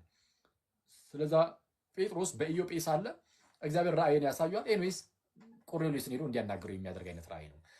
ቆርኔሌዎስም ደግሞ የእግዚአብሔር መልአክ መጥቶ ይናገረዋል። ጴጥሮስን ሂድና አስጠራው፣ የምትድንበትን ነገር እሱ ይነግርሃል፣ ልታደርግ የሚገባህን ነገር እሱ ይነግርሃል ብሎ ያስጠራዋል። ኦኬ እና ቆርኔሌዎስ መጣ፣ ጴጥሮስ መጣ ወደ ቆርኔሌዎስ እና ሰበከው። ልክ መስበክ ሲጀምር መንፈስ ቅዱስ ወረደ። ለምንድነው መንፈስ ቅዱስ የወረደው? ገና መስበክ ሲጀምር ነው ባይዚህ የወረደው እና መንፈስ ቅዱስ ወረደ። ለምን ወረደ የሚለውን እነግራቸዋለሁ። ከመናገሬ በፊት ግን ወዳጃችን ያለው ምንድነው? ያመነ የተጠመቀ ይድናል የሚለው ያመነ ይድናል ከዛ ይጠመቃል። አሁን ኢየሱስን ነው የምትቀበሉት ወይስ ፕሮቴስታንቶችን? ኢየሱስ እንደዚህ ይላል፣ ያመነ የተጠመቀም ይድናል። የሚድነው ምን ያደረገ ነው አለ? ያመነ የተጠመቀም። ፕሮቴስታንቶች ግን ያመነ ይድናል ይጠመቃል። የትኛው ነው ትክክለኛው ፕሮሲጀሩ? ያመነ ይድናል ይጠመቃል፣ ወይስ ያመነ የተጠመቀም ይድናል? ጌታ ኢየሱስን እንቀበላለን ወይስ ፕሮቴስታንቶችን? ፕሮቴስታንትና ኢየሱስ እንደዚህ ነው። በቃ አንዳንድ ይኸው አሁን እንዳያችሁት ኦኬ። ያመነ ያው ማርቆስ 16ን ጠቅሶ ነው እንደዚህ ያለው። ባይዚ ማርቆስ 16 ቁጥር 16 ላይ ጌታ ኢየሱስ የተናገረው ያመነ የተጠመቀም ይድናል። ያመነ የተጠመቀም ይድናል። የወዳጃችን ደግሞ ያመነ ይድናል፣ ከዛ ነው የሚጠመቀው። ኢየሱስ ጥምቀትን ከድህነት በፊት ነው ያመጣው። ስለዛ ጥምቀት ከድህነት በፊት ነው። ለዚህ ማስረጃዎች አሉ፣ በጣም በርካታዎች አሉ፣ በጣም በርካታ ማስረጃዎች አሉ። ጥምቀት ከድህነት በፊት እንደሚመጣው የቆርኔሌዎስ ቤተሰብ ራሱ ላሳያችሁ ነው። ከጥምቀት በፊት መንፈስ ቅዱስ ስለወረደ በቃ እንደዚህ ነው ብሎ ለመደምደም ነው የሚሞክረው። ወደዛ ልለፍና ጥምቀት ለድህነት እንደሆነ ቀጠል አድርጌ በኋላ ላይ ይናገራሉ። የቆርኔሌዎስ ቤተሰብ እንዳልኳችሁ ገና መናገር ሲጀምር ጴጥሮስ መስበክ ሲጀምር ወንጌልን መንፈስ ቅዱስ በነርሱ ላይ ወረደ። ለምን ወረደ? ለምልክት። ምን ማለት ነው ለምልክት? እንዳልኳችሁ አሕዛብ ከክርስትና ጋር መቀላቀል ወደ ኤርሳ መጥተው ይጨምሩ አይጨምሩ አላወቁም። ማለት ይችላል ወይ ከአሕዛብ ጋር ህብረት ማድረግ እንችላለን ወይ የሚለውን አላወቁም። እነ ጴጥሮስ መጥተው መጠመቅ ይችላሉ። ይህ ጥምቀት የተሰጠው ከአይሁዳውያን ለሚመጡ ብቻ ወይስ ከአሕዛብ ለሚመጡት የሚጨምር? ገና ይሄ መጀመሪያው ስለሆነ አይ እኔ እናንተን እኔ ተቀበልኳችሁ ይላል እግዚአብሔር አይደለ? የእናንተ ጌታ ነኝ ደግሞ የእነርሱም ጌታ ነኝ። የማን? የአሕዛብም። የአይሁዳውያን ብቻ ጌታ አይደለሁም ነው፣ የአሕዛብም ደግሞ ጌታ ነኝ ነው። ስለዚህ መንፈሴን በእናንተ ላይ አፈሰስኩ፣ ይኸው በእነርሱ ላይ መንፈሴን አፍስሻለሁ። ስለዛ ተቀባይነት አላቸውና አጥምቁ። እንደ ምልክት ሆኖ የመጣ ነው። ያ የመንፈስ ቅዱስ ስጦታው እንደ ምልክት ሆኖ የመጣ ነው፣ ጌታ እንደሚቀበላቸው። ለዛ ነው ጴጥሮስ ምን ብሎ የሚናገረው እዛው ጋር እንደ እኛ ደግሞ እነዚህ መንፈስ ቅዱስን የተቀበሉ እንዳይጠመቁ ውሃን የሚከለክላቸው እንግዲህ ማን ነው አለ። ኦኬ እንደኛ መንፈስ ቅዱስን ከተቀበሉ አሁን በቃ እንዳይጠመቁ ማን ይከለክላቸዋል? በቃ ይጠመቁ ዘንድ በኢየሱስ ክርስቶስ የሚጠመቁ ዘንድ አዘዛቸው ይላል። ዘንድ ተጠመቁ። ስለዚህ አሁን ይሄ ኤክሰፕሽናል ነው፣ ኤክሰፕሽናል ነው። በመጽሐፍ ቅዱስ ውስጥ አንዲት ቦታ ብቻ ነው፣ በቃ ይሄ ቦታ ብቻ ነው ከጥምቀትን የመንፈስ ቅዱስ መውረድ ሲቀድም ያየ ነው እዚህ ክፍል ላይ ብቻ ነው። እሱ ለምን ጉዳይ ነው? ለምልክት፣ የመጀመሪያዎቹ አሕዛብ ስለሆኑ። ስለዛ የወንድም ኤርሚ ጠየቀው ምን ብሎ ከዚህ ውጪ ከዚህ ክፍል ውጪ መንፈስ ቅዱስ ከጥምቀት ቀድሞ የወረደበት ቦታ አለ አለው። አሰበ የለም። በቃ ይሄው በቂ ነው አለ። አለ እሱ ቪዲዮ በጌታ አይሆን የፈለግኩት ነበር አጣሁት። ማጋሩ የሆነ ቦታ ተቆርጣ አይቼው ነበረ። ኤምኤስ ግን ኤምኤስ የት አለ? ከዚህ ውጪ እስቲ ጥምቀት ከመጠመቁ በፊት አንድ ሰው መንፈስ ቅዱስ የወረደበት ቦታ እስቲ አለ ተብሎ ሲጠየቅ አሰበ የለም አለ። ከዛ በቃ ይሄ ራሱ በቂ ነው። ይሄማ ኤክሰፕሽናል ሆኖ የመጣ ነው። በምን ይታወቃል? ለምልክት ሆኖ የመጣ ስለሆነ የመጀመሪያዎቹ አሕዛብ ስለሆኑ። ከዛ ውጪ ግን ከጥምቀት በኋላ ነው የመንፈስ ቅዱስ ስጦታ ሲመጣ የምናየው። ልክ እንዴት ማለት ነው? ሐዋርያት ሥራ ምዕራፍ 2 ቁጥር 38 ላይ ቅዱስ ጴጥሮስ ምን ብሎ እንደተናገረው እንግዲህ ንስሐ ግቡ ኃጢአታችሁ ይስተሰረይ ዘንድ በኢየሱስ ክርስቶስም ተጠመቁ። ለክ እዛ ላይ በኢየሱስ ክርስቶስ የሚጠመቁ ዘንድ አዘዛችሁ ብሎ የቆርኔሌዎስን ቤተሰብ። ሁለተኛው ምዕራፍ ላይ ግን እንዲህ ብሎ ነበር ራሱ ይሁን የተናገረው ጴጥሮስ ሌሎችን ሰዎች ማለት ነው። ኃጢአታችሁ ይስተሰረይ ዘንድ በኢየሱስ ክርስቶስም ተጠመቁ። ስለዛ ጥምቀቱ ለኃጢአት ስርየት ነው ዘንድ የመንፈስ ቅዱስን ስጦታ ደግሞ ትቀበላላችሁ። ከዛ በኋላ ይቀበላሉ ሲል ይህም ፕራክቲካሊ ደግሞ እናሳይ ካለን ይኸው ለምሳሌ ሐዋርያት ሥራ ምዕራፍ 8 ላይ እነ ፊልጶስ ወደ ሰማርያ ከተማ ይሄዳሉ። ወደ ሰማርያ ሄደው ይሰብካሉ፣ ያጠምቃሉ። ዘምን ይላል? በኢየሱስ ክርስቶስ ስም ብቻ ተጠመቁ እንጂ መንፈስ ቅዱስ ባላቸውም ላይ አልወረደም ነበር ይላል። ተጠምቀዋል፣ አምነው እንግዲህ ሳያምኑ አይጠመቁም አይደል? አምነው ተጠምቀው ግን ገና መንፈስ ቅዱስ አልወረደባቸውም ነበር። ስለዚህ ጴጥሮስና ዮሐንስ ከኢየሩሳሌም ይመጣሉ፣ እጆቻቸውን ጨምሮባቸው ይጸልዩላቸዋል። ያኔ መንፈስ ቅዱስ ይወርድባቸዋል። ኦኬ ሲሞን ያየበት ሰዓት ማለት ነው። ሲሞን ያጠምቀው ሐዋርያት ሥራ ምዕራፍ 19 ላይም እንደዚህ አይነት ታሪክ አለ። ቅዱስ ጳውሎስ በኤፌሶን አድርጎ ሲመጣ የዮሐንስ ደቀ መዛሙርትን ያያል። የዮሐንስ ደቀ መዛሙርትን ያይና ባመናችሁ ጊዜ መንፈስ ቅዱስን ተቀበላችሁን አላቸው። ጳውሎስ ኧረ መንፈስ ቅዱስ እንዳለ እንኳን አልሰማንም አሉት። ሐዋርያት ሥራ ምዕራፍ 19 ከቁጥር 2 ጀምሮ ታዲያ በምን ተጠመቃችሁ አላቸው። በዮሐንስ ጥምቀት አሉት። ኦኬ ዮሐንስማ በንስሐ እየሰበከ ሰዎች በክርስቶስ ኢየሱስ እንዲያምኑ እየሰበከ አጠመቀ አላቸው። ለንስሐ አጠመቀ። ያኔ በኢየሱስ ክርስቶስ ስም ተጠመቁ ይላል። ከዛ በኋላ ነው ቅዱስ ጳውሎስ እጁን ይጭንባቸውና ይጸልያል። ዘን መንፈስ ቅዱስ በእነርሱ ላይ ደግሞ ይወርዳል። መንፈስ ቅዱስ የሚወርደው አሁን ከጥምቀት በኋላ ጥምቀቱ ደግሞ ለኃጢአት ስርየት እንደሆነ እዛው ራሱ ጴጥሮስ ነግሮናል። ሐዋርያት ሥራ ምዕራፍ 2 ላይ። ታዲያ የቆርኔሌዎስ ቤተሰብ እንዴት እንዲሆነ ተፈጠረ ከተባለ ገና ከጅምሩ ልክ መናገር ሲጀምር ነው። ኢቨን ክሊርሊ በጣም በዛ ደረጃ በግልጽ አሁን አቋም እዚህ ላይ በዛ ደረጃ ባንይዝ እንኳን አምነው ተቀብለው ነው የወረደላቸው የሚል ራሱ የለም። ሲያሙ ወረደላቸው የሚል የለም። ሲቀበሉ ቃሉን የሚል የለም። ገና ሲሰሙ ነው። ገና መናገር ሲጀምር እሱም ወረደ። መናገር ሲጀምር ነው የሚለው ሐዋርያት ሥራ ምዕራፍ 11 ቁጥር 15 ላይ አይደል? እስቲ ያውጣው። ሐዋርያት ሥራ ምዕራፍ 11 ቁጥር 15 ላይ የመንፈስ ቅዱስ ራሱ የወረደው ምን ሰዓት ላይ እንደሆነ እንድታውቁት ማለት ነው። በዛ ደረጃ አቋም አትያዙበት፣ ግን ቃሉ የሚያሳየው እሱ ነው። ሐዋርያት ሥራ ምዕራፍ 11 ቁጥር 15 እስቲ ያውጣው። ይሄን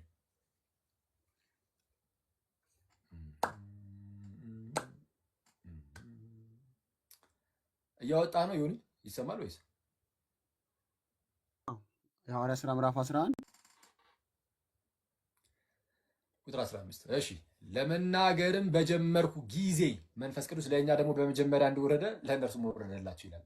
ለመናገር ምን ባደረጉ ጊዜ ነግሬ ሲጨርስ አይደለም ያለው፣ አልጨረሰም። ራሱ ለመናገር በጀመርኩ ጊዜ ነው ያለው። ገና ወንጌሉን መናገር ሲጀምር ወረደ መንፈስ ቅዱስ። ለራሳቸው ለሰዎቹ ለነ ቆርኔሌዎስም ምልክት ይሆናቸዋል። አዎ በቃ እውነተኛው አምላክ እርሱ ነው። በልሳንም ሲናገሩ ስለነበረ ለማያምኑ ምልክትም ስለሚሆን አንደኛ ለእነርሱ ይሆናል። ሲቀጥል ደግሞ ለነ ጴጥሮስም ምልክት ነው።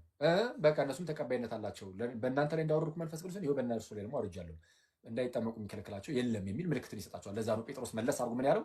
እነዚህ ደግሞ እንደ እኛ መንፈስ ቅዱስን የተቀበሉ እንዳይጠመቁ ውሃን የሚከለክላቸው ምንድን ነው አለ። ስለዚህ ከዚህ አንጻር ልናየው ይገባል ይህን ክፍል። እሺ ቀጥል ወደ ሌላ ቪዲዮ።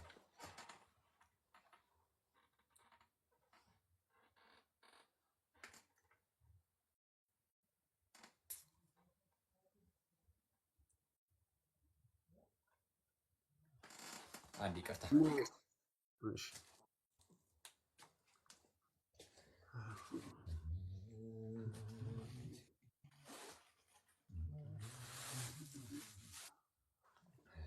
በታሪክ ይታወቃል።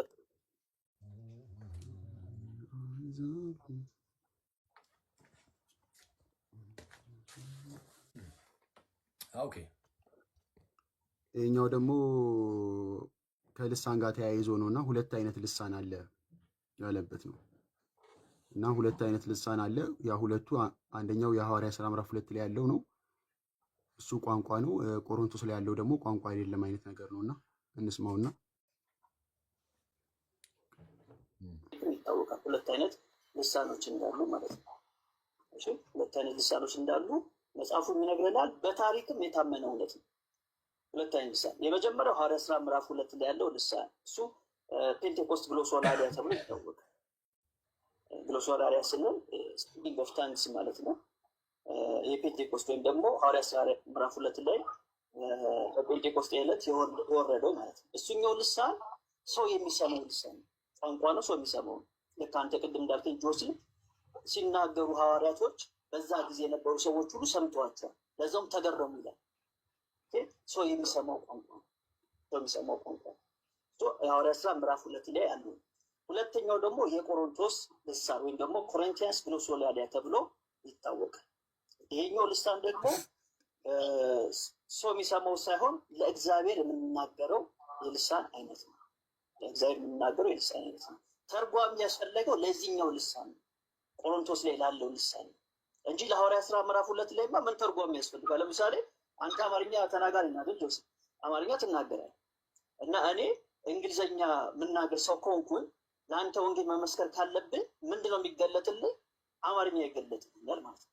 አማርኛ ሲገለጥልኝ በአማርኛ እነግርሃለሁ። በዚህ ጊዜ ተርጓሚ ለምንድን ነው የሚያስፈልገው? ተርጓሚ ያስፈልገው። ኦልሬዲ እየነገርኩ ተርጓሚ ያስፈልገው። ያኛው ግን ተርጓሚ ያስፈለገበት ምክንያት ለምንድን ነው ከተባለ ለጉባኤው ተርጓሚ ከሌለው ራሱና እግዚአብሔር ይናገርበት ይላል ሐዋርያው ጳውሎስ። ስለዚህ ራሱ ብቻውን ሆኖ ከእግዚአብሔር ጋር ያወራል፣ ራሱን ያነሳል። እሺ ትንሽ በልበትና ተሐድሶ ነኝ ስላለ ተሐድሶ ደግሞ ዋናቸው አሰግድ ነውና አሰግድ ስለ ልሳን ምን ይላል የሚለውን ትንሽ እዛው ላይ ያሳያል። እሺ አሰማንና እሄድበታለሁ። እሺ አሁን ወዳጃችን ሁለት አይነት ልሳን አለ ብሎ አሁን ልሳን እቀበላለሁ እያለ ነው እና ደግሞ ተሐድሶ ነኝ ብሏል። ፕሮቴስታንት አይደለሁም ተሐድሶ ነኝ ብሏል። ያው ፕሮቴስታንት አይደለሁም ያለው በሚሳሳተው ስህተቶች ውስጥ ፕሮቴስታንት እንዳይተችበት በሚለው ነው እንረዳዋለን። ሰው ተሐድሶ ከሆነ ይኸው ተሐድሶች ምን እንደሚያምኑ ደግሞ እኔ ነው ስለ ልሳን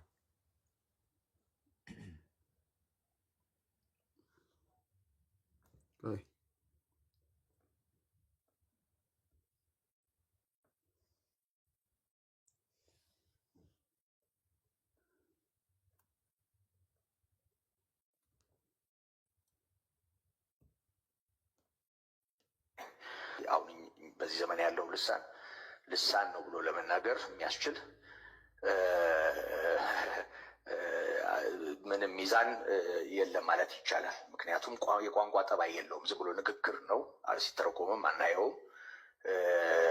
መጽሐፍ ቅዱስ ላይ ባለው መጠን ቤተክርስቲያን ሲያንስ ሳይሆን የምናየው ሲረብሽ ነው የምናየው። ሲያውክ ሰዎች ሲታወኩ ሲበጠበጡ ነው የምናየው እና ከመሆኑ ጋር ተያይዞ ትርጉም ያለው ቋንቋ ትርጉም ያለው ዝም ብሎ ተአምራት ነው ለማሰኘት የሆነ የቃላት ቅጥልጥሎሽ አይደለም። በጭራሽ እሱ አይደለም። እንደሱ አይነቱ በእውነት እንዲህ አይነት ልምምድ ያለው ሰው ንስሐ ነው መግባት ያለበት፣ መጥፋት ነው ያለበት፣ ምላሱን ነው ማጠብ ያለበት።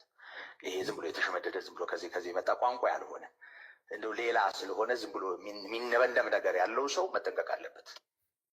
ይሄው ነው ባይዚ ቪዲዮ ካሌለህን እንጃ እንጂ ማለት ነው። ኢቭን ከዲያብሎስ ጋር ራሱ አገናኝቶታል። ይሄ ሰው አይታል አንድ ቪዲዮ ቅርብ ላይ ስለሌለ ነው እንጂ እያሰብኩት ነበር። ከዲያብሎስ ጋር ከአጋንንት ጋር ራሱ አያይዞታል። ይሄ ተሐድሶ ነው እንግዲህ ተሐድሶ። ይሄኛው ወዳጃችን ደግሞ እንደውም ይሄ ወዳጃ አሁን ያኛው ፕሮቴስታንት መምህር የተናገረውን ይሄኛው አጋንንታዊ ይላል። ሁለቱም ተሐድሶ ነው የሚሉት እንግዲህ እና ንስሐ መግባት አለበት አለ። እንደው ይሄ ንስሐ የሚያስገባ ነው። ንስሐ መግባት አለበት፣ ምላሱን መታጠብ አለበት በንስሐ። ለማንኛውም ግን የቆሮንቶስና የሐዋርያት ሥራ የሚባል ሁለት አይነት ልሳን አለ? የለም። ቅዱስ ዮሐንስ አፈወርቅ የፈታውን ማየት ይቻላል። ኦኬ፣ ቅዱስ ዮሐንስ አፈወርቅ አንደኛ ቆሮንቶስ ምዕራፍ 14 ሲተረጉም ሶስተኛው ቁጥር ቀጥሎ ያለውን ትርጓሜ ሆነ እዩ ሆሜሊዮን ምን ይላል? በዛ ህንፃን ለማነጽ በተነሱበት ጊዜ ባቢሎን ማለት ነው አንዱ ቋንቋ ተበታተነ ወደ ብዙ። አሁን ደግሞ አንዱ ሰው የተበታተነው ያን ሁሉ ቋንቋ ደግሞ የሚናገር ሆነ ብሎ ይናገራል። የተበታተነው ያንኑ ቋንቋ የሰዎችን ያንኑ መግባቢያ ቋንቋ ማለት ነው። ሲቀጥል አብሰርድ የሆነ ነገር ሲናገር ነበር ወዳጃችን ስለ ልሳን። በልሳን የሚናገርስ ለእግዚአብሔር እንጂ ለሰው አይናገርም ይላል። ስለዚህ ሁለተኛው ልሳን ለሰው ሳይሆን ለእግዚአብሔር ብቻ የምንናገርበት ነው አለ። መልሶ ደግሞ ይተረጎማል አለ። ለማን ነው የሚተረጎመው? ለእግዚአብሔር ነው ለሰው። ስለዚህ ለሰው ይነገራል ማለት ነው። ለሰው የሚነገር ነው ማይ ብራዘር። ለእግዚአብሔር እንጂ ለሰው አይናገርም የተባለው ለምንድን ነው? ለምሳሌ እኔ የቻይኒዝ የጸጋ ምንድን የልሳን ስጦታ ቢኖረኝ መጥቼ እኔ ከዛ በልሳን ብናገር እዚህ ጋር መጥቼ ማለት ነው እናንተ ጋር ትሰሙኛላችሁ። እንግዲህ ቻይኒስ የሚያውቅ ሰው የስ ይሰማኛል። የተማሩ ሰዎች ካላችሁ የቻይኒስ የተማረ ሰው ሊያውቅ ይችላል። ኦፍኮርስ ሊረዳው ይችላል። አሜንም ሊል ይችላል። ለምሳሌ እኔ በቻይኒስ በባረክ መጥቼ ንግግሬን ሰምቶ አሜን ሊል ይችላል። ያልተማራችሁ ሰዎች ግን ስለ የቻይኒስን ቋንቋ ማለት ነው ያልተማራችሁ ሰዎች ግን ይሄ ልጅ አብዷል አትሉ? እንደዚህ ይላልኩ አንድ አጉሩዝ ብራ ባደረተ ላይ ምን ላሳያችሁ ይበልጣ እኔ ምን አይነት እንደው ክፉ መንፈስ እንደሚጫወትባቸው አለ ያን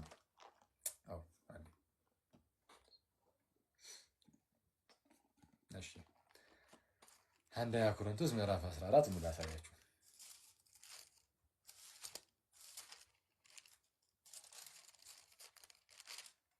አንደኛ ቆሮንቶስ ምዕራፍ 14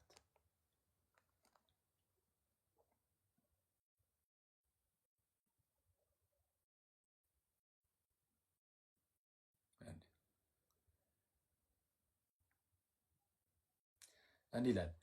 እንዲያማ ካልሆነ እሺ አንተ በመንፈስ ብትባረክ፣ ለምሳሌ እኔ አሁን የቻይኒስ ቢሰጠኝና በመንፈስ በባረክ፣ ስለዛ በቻይኒስ በተሰጠኝ በቻይኒሱን እኔ ተለማምጄ ያገኘሁት አይደለም። በቃ መንፈስ ቅዱስ ሰጠኝ እና በሱ በባረክ ቁጥር 16 ላይ ባልተማሩ ስፍራ የተቀመጠው ሰው ባልተማሩ ስፍራ ይኸው እናንተ ውስጥ ለምሳሌ ያልተማረ ሰው ቻይኒስን ካለ ማለት ነው ሲጀምር ከትምህርት ጋር ራሱ ከመማር ጋር ራሱ ያገናኛል። አሁን ኖርማል ሌላ አይነት ነገር ቢሆን የሰው አይነት ቋንቋ ባይሆን በትምህርት ይገኛል። ሲጀምር ከመማማር ጋር ምን አገናኘው? ባልተማሩት ስፍራ የተቀመጠው የምትለውን ካላወቀ እንዴት አድርጎ ለምስጋና አሜን ይላል? አንተማ መልካም ታመሰግናለህ በቻይኒዝ፣ ሌላው ግን አይታነጽበትም። ሌላው ግን አይታነጽበትም። መሰላት ልትታነጹበት አትችሉም ነው። ከላይ ከፍ ብሎም ደግሞ እንደዚህ ይላል።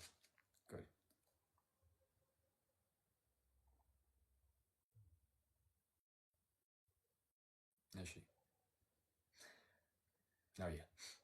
ቁጥር 10 ላይ እንዲላል በዓለም ምናልባት ቁጥር እዛው ላይ ነው ባይዚያ ላይ ክርስቶስ ምዕራፍ 14 እዛው ስለ ፍጻሜው ሲናገር ማለት ነው።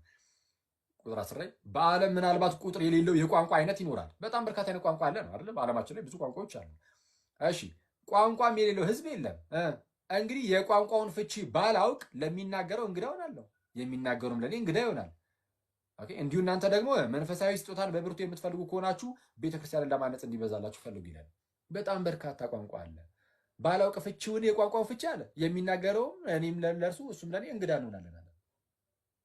ይሄ እንግዲህ ከዚህ በላይ እንዴት በግልጽ ይንገር ጳውሎስ? ክሊር ነው፣ ግልጽ ነው። ኦኬ ስለዚህ አንዳንድ የራሱ ጴንጤዎቹ የመሰረቱት ነው ኦኬ እንጂ መጽሐፍ ቅዱሱ እንዲህ አይነት ነገር ኖሮት አይደለም። የጥንት አባቶቻችንም እነ ቅዱስ ዮሐንስ አፈወርቅ እነሱም ያስረዱን በዚህ መልኩ ነው፣ በዚህ መልኩ ነው። ከዛ ውጪ ይሄ የዛሬ 100 ዓመት አካባቢ ነው የጀመረው። በዚህ እንደዚህ አይነት ልሳን ነገር ማለት አንድ ቀን እገባላችሁ ይሆናል የምትፈልጉ ከሆነ ስለ ልሳን አንድ ቀን ገብቼ የተወሰነ ትምህርት እንማማርበታለን። የጀመረው የዛሬ 100 ዓመት ነው። የዛሬ 100 ዓመት ጀምሮ በጣም አደገኛ ስፒሪት ነው፣ አደገኛ መንፈስ ነው፣ በጣም ክፉ መንፈስ ነው። ክፉ መንፈስ ከመሆኑ የተነሳ ስላሴን ጣዖት የሚሉ ሰዎች ጋር ሄዱ ይሰራል። ይሄ ልሳን አይነት ነገር የሚሰራ መንፈስ ማለት ነው። ከዛ ደግሞ በስላሴ አይ ትክክለኛ ነው የሚሉ ጴንጤዎች ጋርም ደግሞ ሄዶ ሲሰራ ታያላችሁ። በጎን ደግሞ ሄዶ ካቶሊኮች ጋርም ደግሞ ሲሰራ አይተነዋል። ስለዚህ ካቶሊክ ኢስተርን ኦርቶዶክስ እና ኦሪየንታል ኦርቶዶክስ ውስጥ ተቀባይነት የለውም ጭራሽ። ኢስተርን ኦርቶዶክስም ኦሪየንታል ኦርቶዶክስ እንደም ማለት ኢስተርን ኦርቶዶክሶች ላይ ይሄው አንዳንድ ግለሰብ እኮ እንደዚህ ሲሉ ተሰምቷል የሚሉ ሰዎች አሉ። የፋዘር ሴራፊም ሮዝን መጽሐፍ ፕሊዝ። ፋዘር ሴራፊም ሮዝ በጣም እውቅ የሆነ ሰው ነው በኢስተርን ኦርቶዶክስ ውስጥ። ኦርቶዶክሲ ኤንድ ዘ ሪሊጅን ኦፍ ዘ ፊውቸር የሚል መጽሐፍ አለው። እዛ ላይ የካሪዝማቲክ ሙቭመንትን አንስቶ ይናገራል እና እዛ ላይ ይሄ አጋንንታዊ እንቅስቃሴ እንደሆነ በግልጽ ነው የሚያስቀምጠው። ይሄ ማውንት አቶስ ውስጥ ያሉ መነኮሳት ካሳስኩኝ ፓይሲዮስ የተናገረው ነው መሰለኝ ቪዲዮ ላይ ማነው ዩቲዩብ ላይም ተለቆላችሁ ነበር ጊዜ ላይ እሱን ወይ አጋራችሁ ይሆናል። በግልጽ ነው የሚናገሩት አጋንንታዊ ነው እያሉ በግልጽ አጋንንታዊ ለኢስላም ኦርቶዶክሶች አጋንንታዊ ነው።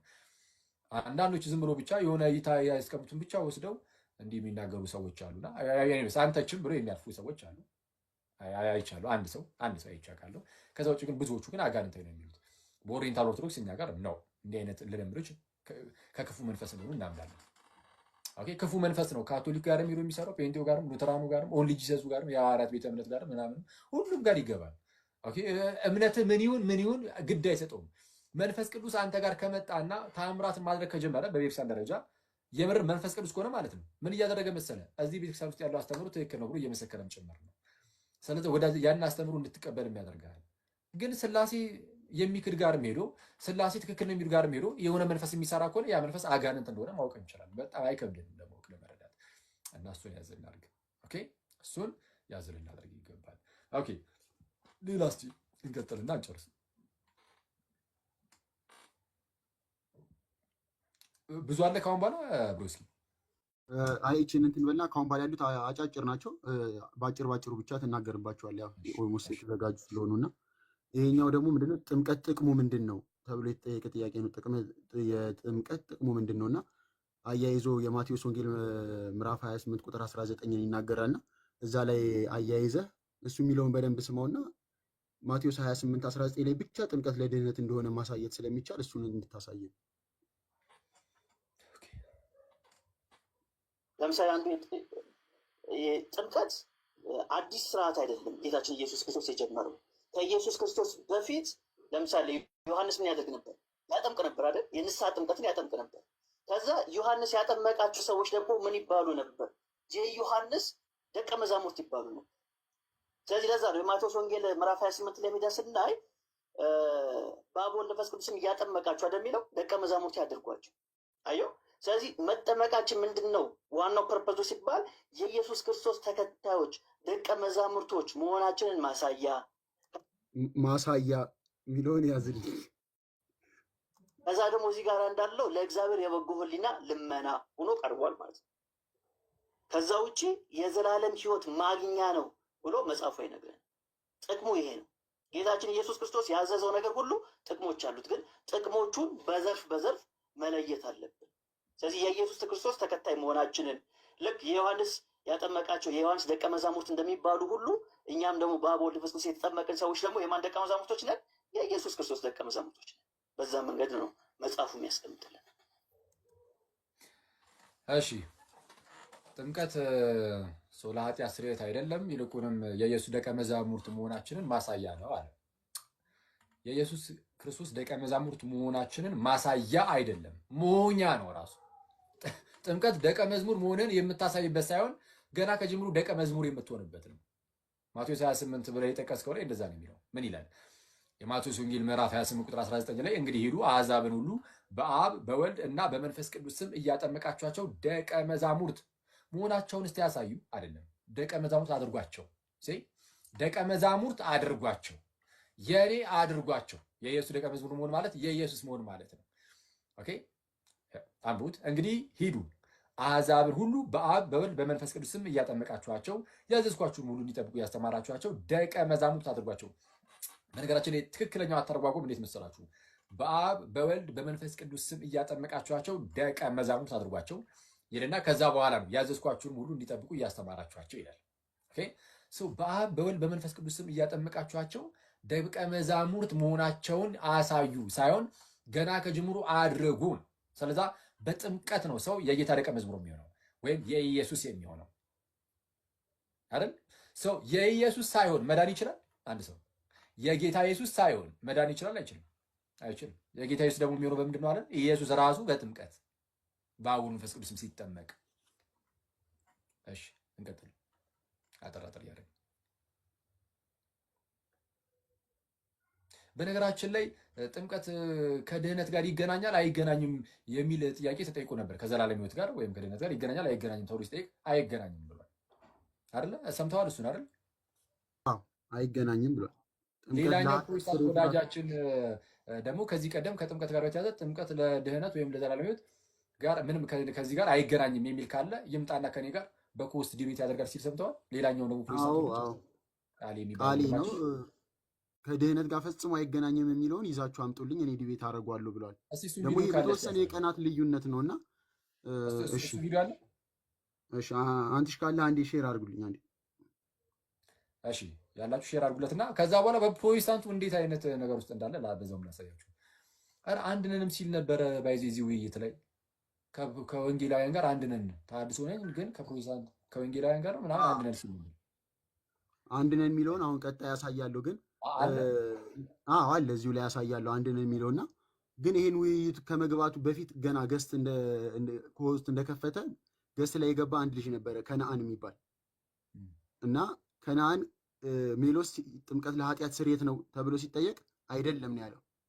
ቆይ የሜሎስን ላሰማና ቀጥሎ የዛው የከነአንን ደግሞ ጥምቀት ለኃጢአት ስርየት ነው የሚለውን ላሰማ አንዴ።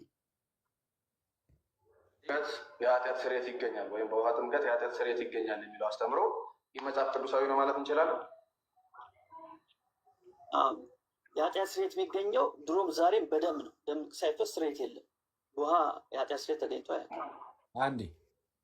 አንዴ ቆይ ያኛውን ከማሳየት በፊት በጥምቀት የኃጢአት ስርየት ይገኛል የሚለው ኢ መጽሐፍ ቅዱሳዊ ነው አለ።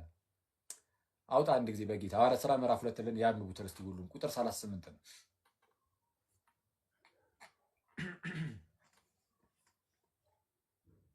እሺ የኃጢአት ስርየት በጥምቀት ይገኛል ወይ? በመጠመቅ የኃጢአት ስርየት ይገኛል ወይ የሚለው ይህ ኢ መጽሐፍ ቅዱሳዊ ነው ሲባል አዎ አለ እና በደሙ ነው አለ። ትክክል ነው። ታዲያ በደሙ ግን የሚያጠብ ጥምቀት ውስጥ ስገባ ነው። ጥምቀት ውስጥ ልክ ስገባ የክርስቶስ ደም ያጠባል። እሺ ይኸው ተመልከቱ ጴጥሮስ ምን እንዳለ። ጴጥሮስም ንስሐ ግቡ ኃጢአታችሁም ይሰረይ ዘንድ እያንዳንዳችሁ በኢየሱስ ክርስቶስም ተጠመቁ። ኃጢአታችሁ ይሰረይ ዘንድ ይኸው ለኃጢአት ስርየት ጥምቀት ተጠመቁ እየተባለ ነው። አይ በኢየሱስ ክርስቶስም ተጠመቁ ነው የሚለው። በኢየሱስ ክርስቶስም መጠመቅ እርሱ የውሃ ጥምቀት አይደለም የሚሉ ሰዎች አሉ። በኢየሱስ ክርስቶስ ስም መጠመቅ የውሃ ጥምቀት አይደለም ይላሉ። እንደዛ የሚሉት ለምንድን ነው? ተረድቶት ምናምን መስሏችሁ ነው? አይደለም። የእነሱን ሐሰተኛ የሰው ሰራሽ እምነታቸውን መጽሐፍ ቅዱስ ስለሚጠልዘው የእግዚአብሔር ቃል ስለሚያፈራርስባቸው ያጣምሙታል። ግን እንዳያጣምሙት ደግሞ እኛ እዚሁ ጋር በኢየሱስ ክርስቶስ መጠመቅ ራሱ የውሃ ጥምቀት እንደሆነ ላሳያችሁ። እዚሁ ሐዋርያት ሥራ ላይ ምዕራፍ 10 ቁጥር 47 ላይ እዚሁ ራሱ እዛው ሐዋርያት ሥራ 10ኛው ምዕራፍ 47ኛው ቁጥር ላይ በኢየሱስ ክርስቶስ መጠመቅ ራሱ የውሃ ጥምቀት እንደሆነ ማለት ነው። የውሃ ጥምቀት ካለው አክቹዋሊ የውሃ ብቻ የሚባል ጥምቀት የለም። ጥምቀት ከተባለ ውሃ ብቻ ሳይሆን መንፈስ ቅዱስ አብሮ አለ። መንፈስ ቅዱስ በዛ ውሃ ውስጥ ስራውን ይሰራል። የክርስቶስን የማዳኑን ስራ ለእናንተ ያደርጋል በዛ ጥምቀት ውስጥ። እሺ እስቲ በዚያን ጊዜ ጴጥሮስ መልሶ እነዚህ እንደ እኛ ደግሞ መንፈስ ቅዱስን የተቀበሉ እንዳይጠመቁ ውሃን ይከለክላቸው ዘንድ የሚችል ማን ነው አለ። እንዳይጠመቁ ምንን ይከለክላቸው ዘንድ? ውሃን ይከለክላቸው ዘንድ ነው ያለው። ውሃን ይከለክላቸው ዘንድ ይልና ቀጥላ አድርጎ ምን ይላል? በኢየሱስ ክርስቶስ ስም የሚጠመቁ ዘንድ አዘዛቸው ይላል። በኢየሱስ ክርስቶስ ስም መጠመቅ የምን ጥምቀት ነው? የውሃ ጥምቀት ነው። ግን ውሃ ብቻ ግን አይደለም ጥምቀት። ይህ ጥምቀት ለበረከት ወይም ደግሞ ለፈውስ ለማግኘት የምትጠመቁት ጥምቀት አይደለም። እሺ ይሄ ጥምቀት የትኛው ነው? አንዲት ጊዜ የተጠመቃችኋት ያቺ ጥምቀት የክርስትና ጥምቀት እሱ ነው። እና በኢየሱስ ክርስቶስ ስም መጠመቅ ይኸው ውሃ ያለበት ጥምቀት ነው። ኦኬ ሰው ለኃጢአት ስርየት ኃጢአታችሁ ይሰረይ ዘንድ እያንዳንዳችሁ በኢየሱስ ክርስቶስ ስም ተጠመቁ ብሎ በግልጽ መጽሐፍ ቅዱስ ይናገራል። ግን እነሱ ይህንን ትምህርት ኢመጽሐፍ ቅዱሳዊ ነው ብሎ ነው የተነሱት ፕሮቴስታንቶች። ወደ መጽሐፍ ቅዱስ ልትመለሱ ይገባል። ወደ መጽሐፍ ቅዱስ መመለስ ወደ ቤተክርስቲያን መመለስ ነው። ወደ ቤተክርስቲያን ልትመለሱ ይገባል። ጊዜው ካለፈ በኋላ በክርስቶስ ኢየሱስ የፍርድ ወንበር ፊት ስንገለጥ አላውቃችሁም ከመባል ጌታ ኢየሱስ ይሰውረን እና የምናውቀው እኮ ሊመስለን ይችላል። በስሙ እንደዚህ ያደረግን እንደዛ ያደረግን ምናምን ልትሉ ሊባል እኮ ይችል ይሆናል። ግን ሲጠራ ለካ አያውቃችሁም። ሌላ ኢየሱስ ላይ ልትሆኑ ትችላላችሁ። አይታወቅም ጋይስ፣ በጣም ከታላቅ ይቅርታ ጋር ማለት ነው። እና አሁን አእምሮ እንዳለን ሰዎች ይህን ነገር አገናዝበን ቶሎ ብለን ወደምንወደው ጌታ ኢየሱስ ልንቀርብ ይገባል ብዬ አስባለሁ። ፕሮቴስታንት ወንድሞቼ ጌታ ኢየሱስ እንደምትወዱት አምናለሁ፣ አውቃለሁ። በጣም ብዙዎቻችሁ በጣም ቀን ልብ እንዳላችሁ ከቀደም ጀምሮ ስናገር ነበር። ብዙዎቻችሁም ነው፣ ሁላችሁም ባይሆንም ይህንን መጽሐፍ ቅዱስን እንደምትወዱ አውቃለሁ። የምትወዱት ከሆነ እንግዲያውስ ባልተበረዘ ባልተጣመመ መልኩ አሚን ብላችሁ ተቀበሉት። ይህንን የእግዚአብሔርን ቃል ተቀበሉት። ኦኬ ኢየሱስ ቃል ብቻ አይደለም ያለው፣ አካል አለው። ቤተ ክርስቲያን ናት፣ እርሱም ስጋ ወይም አካል አለው። ያንችን የኢየሱስን አካል አግኟት እና ለህይወታችሁ እረፍት ታገኛላችሁ። እሺ እስቲ ቀጥል። ሰው ሜሎስ የሚባለው ወንድም ምንድነው ጥምቀት ለኃጢአት ስርየት አይደለም ሲል ከሜሎስ ጋር ቁጭ ያለው የሜሎስ የራሱ ጓደኛ ደግሞ ምንድነው አለ ሲል ስለ ጥምቀት። እሺ ስሙት በደንብ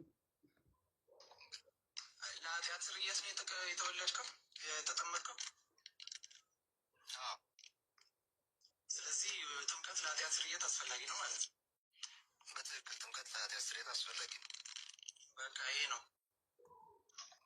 በጣም የሚገርም ነው። ሰው የራሱ ጓደኛ ደግሞ በጎን ደግሞ አይ ጥምቀት ለኃጢአት ስርየት ነው ይላል። እንደዚህ ፕሮቴስታንቲዝም ዝብርርቅ ያለ ባቢሎን ማለት ይሄ ነው። በቃ ከዚህ ቀደም ብዬ ነበር ፕሮቴስታንቲዝም ላይ ሰርቼ አንዱ የሚናገረው አንዱ ያጠፋል፣ አንዱ የሚናገረው ለአንዱ ግራ ነው። ሁሌ አንዱ ከአንዱ ጋር ሁሌ የተምታታ ነው። ባቢሎናዊነት ነው ይሄ እና ፕሊዝ መጽሐፍ ቅዱስን ዳግም ብናነበው በተለይ ይሄ ቤተክርስቲያንን እየተነሳችሁ ሁሌ ስትሰድቡ የምትውሉ ሰዎች ማለት ነው መለስ ብላችሁ ራሳችሁን ብታዩ በጣም መልካም ነው። ጨረስን ብሩስኪ? እሺ እስቲ ብቻ ኦኬ ቀጥልሽ። ሰዓትን በተመለከተ ጉዳይ ላይ ለምሳሌ በታድሶ ውስጥ ሞር ስርዓቶች አሉ። ለምሳሌ ወንድና ሴት የሚቀመጡበት መንገድ ይለያያል። ምን አደርጋቸው ልብሶች አሉ፣ የአገልግሎት ልብሶች አሉ። ከዚህ አንጻር እንለያያለን። ሹመት ላይም ስትመጣ የሚሾሙ ታይትሎች የሉንም። ስለዚህ በዚህ በስርዓት በአንዳንድ ስርዓቶች እንለያያለን። ግን መሰረታዊ በሚባል ትምህርት ላይ በተለይ የመዳን ትምህርት ላይ ግን ሲመጣ ተመሳሳይ ትምህርት አለ። ምንም ጥያቄ የለም። ስለዚህ ሁሉም ባይሆን ግማሽ በግማሽ ተመሳሳይ ነው በሚለው ለያዘው። የመዳን ትምህርት ከሆነ አንድ አይነት ነው። እኔ ማምኖና ለምሳሌ ባለፈው የፊልም ጠይቃችሁታል አይደል? በቃ እኔ ማምነው የመዳን ትምህርትና የፊልም የሚያምነው የመዳን ትምህርት አንድ አይነት ነው። እኔ ሜዳን ወንድም ነኝ፣ የፊልም ሜዳን ወንድም ነኝ። ስለዚህ ስርዓት ብቻ ነው የሚለየው። በቃ እንደዚህ በአጭሩ ስናደርገው ስርዓት ብቻ ነው ከፕሮቴስታንት ጋር የሚለየው። ስርዓቶች ናቸው። ስርዓቶች ይለዩናል። ከየትኛው ፕሮቴስታንት ጋር ነው በስርዓት ብቻ የምትለያዩት? አሁን እሱ እንግዲህ ከየትኞቹ ማለት መካነ ኢየሱስ ለምሳሌ ጥምቀት ለድህነት ብላ ታጠምቃለች። ከእነሱ ጋር በስርዓት ብቻ ነው የምትለያዩ? አይ መካነ ኢየሱስ በወንጌል አማኞች ጥላ ስር ነው ያለችው። ስለዚህ መካነ ኢየሱስ ለብቻው የምትገነጠል አይደለችም። ስለዚህ ይህንን ሀሳብ ትቀበሏለህ ማለት ነው? ቅድም መልሼልሃለሁ። ስለዚህ ወደ ሌላ ጥያቄ። አይ ጥምቀት ለድህነት ማለት ድህነትን ይነካል አይደል? ወንድማችን አንድ ነው ስላልኩ መካነ ኢየሱስ ከወንጌል አማኞች ውጭ አይደለችም። እነኝም ብላ አታውቅም። እሺ እነሱ ሳይሆኑ ሌሎች ናቸው። የመዳን ትምህርት ትለያለች፣ የተለየች ነች ማለት መብት የለም።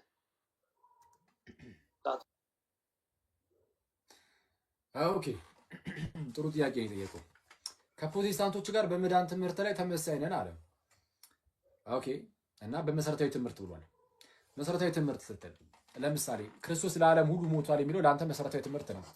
በፕሮቴስታንት ውስጥ ይሄ በሁሉም ዘንድ የታመነ ነው። ኢየሱስ ለሁሉም ሞቷል የሚለው አይደለም።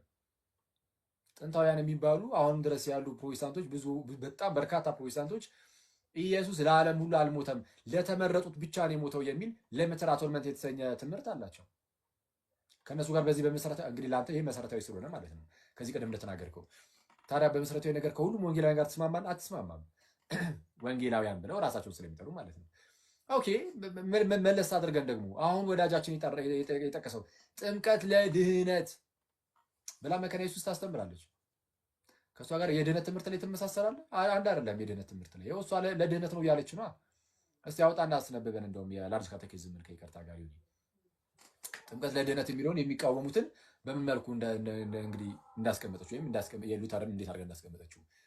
እሺ ከመጽሐፉ ላይ ላርጅ ካቴኪዝም ላይ ገጽ 292 መሰለኝ።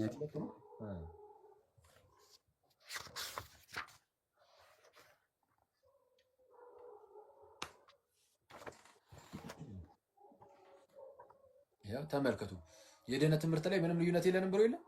እንዴት እንደሚዋሹ ፕሮቴስታንቶች ዛሬ እንግዲህ የማሳየት ቀኑ ነው ማለት ነው። እሺ ይኸው የመካነ ኢየሱስ መጽሐፍ ደግሞ ምን እንደሚል ተመልከቱ። ይኸው ጥምቀት ለድህነት አይደለም፣ ለድህነት ጥምቀት አያስፈልግም የሚሉትን ሰዎች እንዲህ ይላል።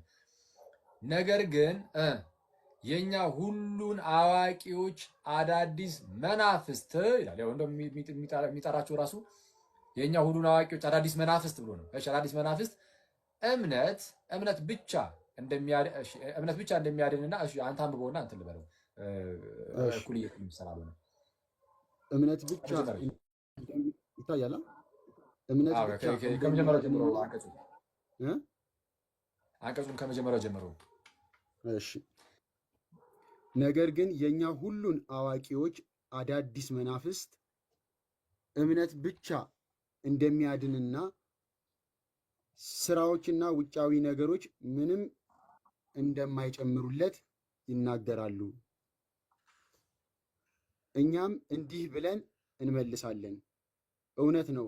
በኋላ ላይ እንደምንሰማው ከእምነት በስተቀረ ከኛ የሆነ ነገር ያንን አያደርገውም።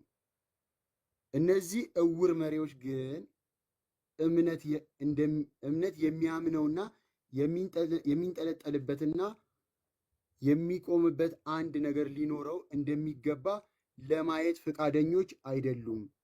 ስለሆነም እምነት ውሃውን አጥብቆ ይይዝና ጥምቀት ፍጹም ድህነትና ሕይወት ያለበት ነገር መሆኑን ያምናል ይላል። እሺ ሰው ጥምቀት ለድህነት አያስፈልግም የሚሉ ሰዎችን ልክ አሁን እንደዚህ የፕሮቴስታንት መምህር አይነት ሰዎችን ማለት ነው ምን ይላቸዋል መጽሐፍ? አዳዲስ መናፍስት እውር መሪዎች። እውር መሪ ማለት ምን ማለት መሰለ? እውር ምንድነው? እውር ቢመራ ገደል ነው ይዞ የሚገባው፣ ምክንያቱም ለራሱ ማየት አይችልም። እና እውር መሪዎች ማለት ሰዎችን ወደ ገደል የሚከቱ ማለት ነው። እውር መሪዎችና አዳዲስ መናፍስት ብሎ ነው ራሱ የሚጠራቸው። ጥምቀት ለድህነት አያስፈልግም የሚሉትን ይሄ ኤሴንሻል አይደለም ነው እንጂ የድህነት ጉዳይ አይደለም ነው እንጂ። ለዛ ነው ቅድም መልሼ እላለሁ በኋላ እንትን በል ሲል የነበረ ወዳጃችን ልክ ሲጠየቅ እንዳያችሁት ከልጆቹ ጋር ሲያወራ መልሼ እላለሁ ወደ ሌላ ጥያቄ ሲል የነበረው ለዛ ነው። የቅዱስ ቁርባን ላይም አንድ እሺ እዚህ ጋርም ጭራሽ ያልተጠመቀ እንደማይድን ነው የሚለው፣ በከባድ ሁኔታ በጥብቅ ታዟል የሚለውን ክፍል። እሺ በተጨማሪም እሺ ይቀጥል። እንደዚሁም ጥምቀት ሰዋዊ ጨዋታ ሳይሆን በራሱ በእግዚአብሔር የተመሰረተ በመሆኑ ልመካበት እችላለሁ። በተጨማሪም መጠመቅ እንደሚገባን አለበለዚያ እንደማንድን በከባድ ሁኔታን በጥብቅ ታዟል ይላል። አለበለዚያ ምን እንደማንድን ጥምቀት ለድነት ነው። ቅዱስ ቁርባን ላይ 100,000 አጋንንት የሚለውን ክፍል አውጣልን። 5ኛው ፓርት ላይ ነው ላድርስ ከተዘም ላይ ያለው ወደዚህ ያው ተመልከቱ። ቅዱስ ቁርባን ላይም አሁን ይሄ እንግዲህ ይሄ ወዳጃችን ብቻ ሳይሆን በጣም በርካታ አሁን እዚህ ያሉ ፕሮቴስታንቶች ጴንጤዎች ቅዱስ ቁርባን እውነተኛ የጌታ ስጋና ደም አይደለም፣ የጌታ ስጋና ደም አይሆንም፣ ህብስትና ወይኑ የጌታ ስጋና ደም አይሆንም ብለው ነው የሚያምኑት። ምን ይላል እስቲ አንብበው። 100,000 አጋንንት ከአክራሪዎቹ ሁሉ ጋር ወደፊት ይቅረቡና ህብስትና ወይን እንዴት የክርስቶስ ስጋና ደም ሊሆን ይችላል ይበሉ ይላል። 100,000 አጋንንት 100,000 አጋንንት ህብስትና ወይን እንዴት የጌታ ስጋና ደም ይሆናል እያሉ እየጮሁ ይቅረቡ ትላለህ። እሺ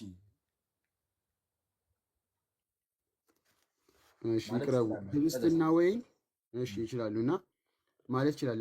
እንደዚያም ሆኖ ይላል እንደዚያም ሆኖ መናፍስቱና ሊቃውንቱ ሁሉ በአንድ ላይ ሆነው ግርማዊ መለኮት ከሁሉ በምንታሰው ጣቱ ስጋዬን ነው አይደለ ላይ ሆኖ ላይ ካለው ጥበብ ጣቱ ላይ ካለው ጥበብ ያነሰ ኃይል እንዳላቸው አውቃለሁ ይላል። መናፍስቱና ሊቃውንቱ ማለት ነው። እሺ የክርስቶስ ቃል እነሆ ውሰዱ ብሉ፣ ይህ ስጋዬ ነው፣ ሁላችሁም ከእርሱ ጠጡ፣ ይህ ደሜ የሚሆን የሐዲስ ኪዳን ነው ይላል።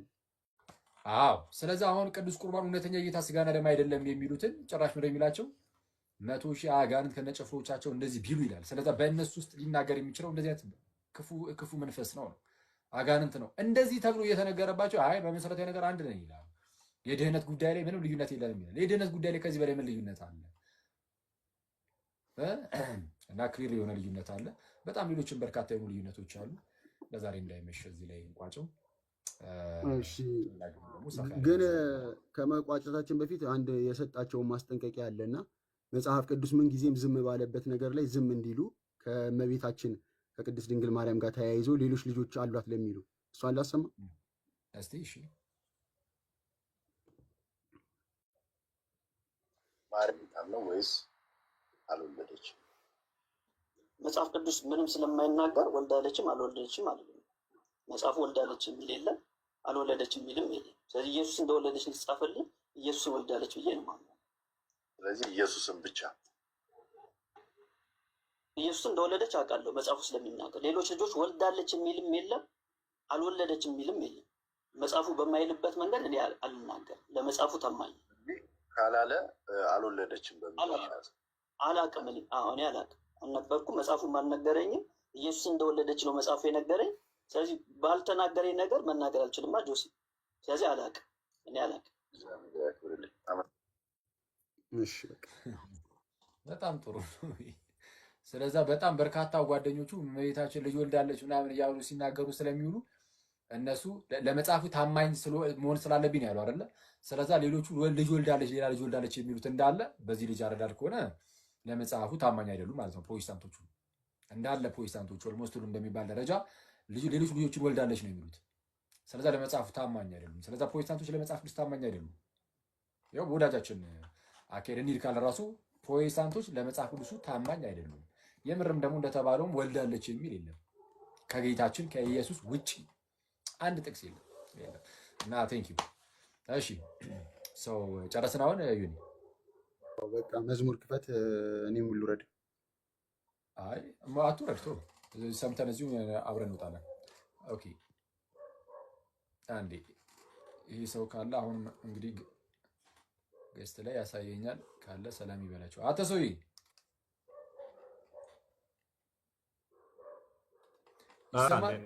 ሰላም ነው እንዴ?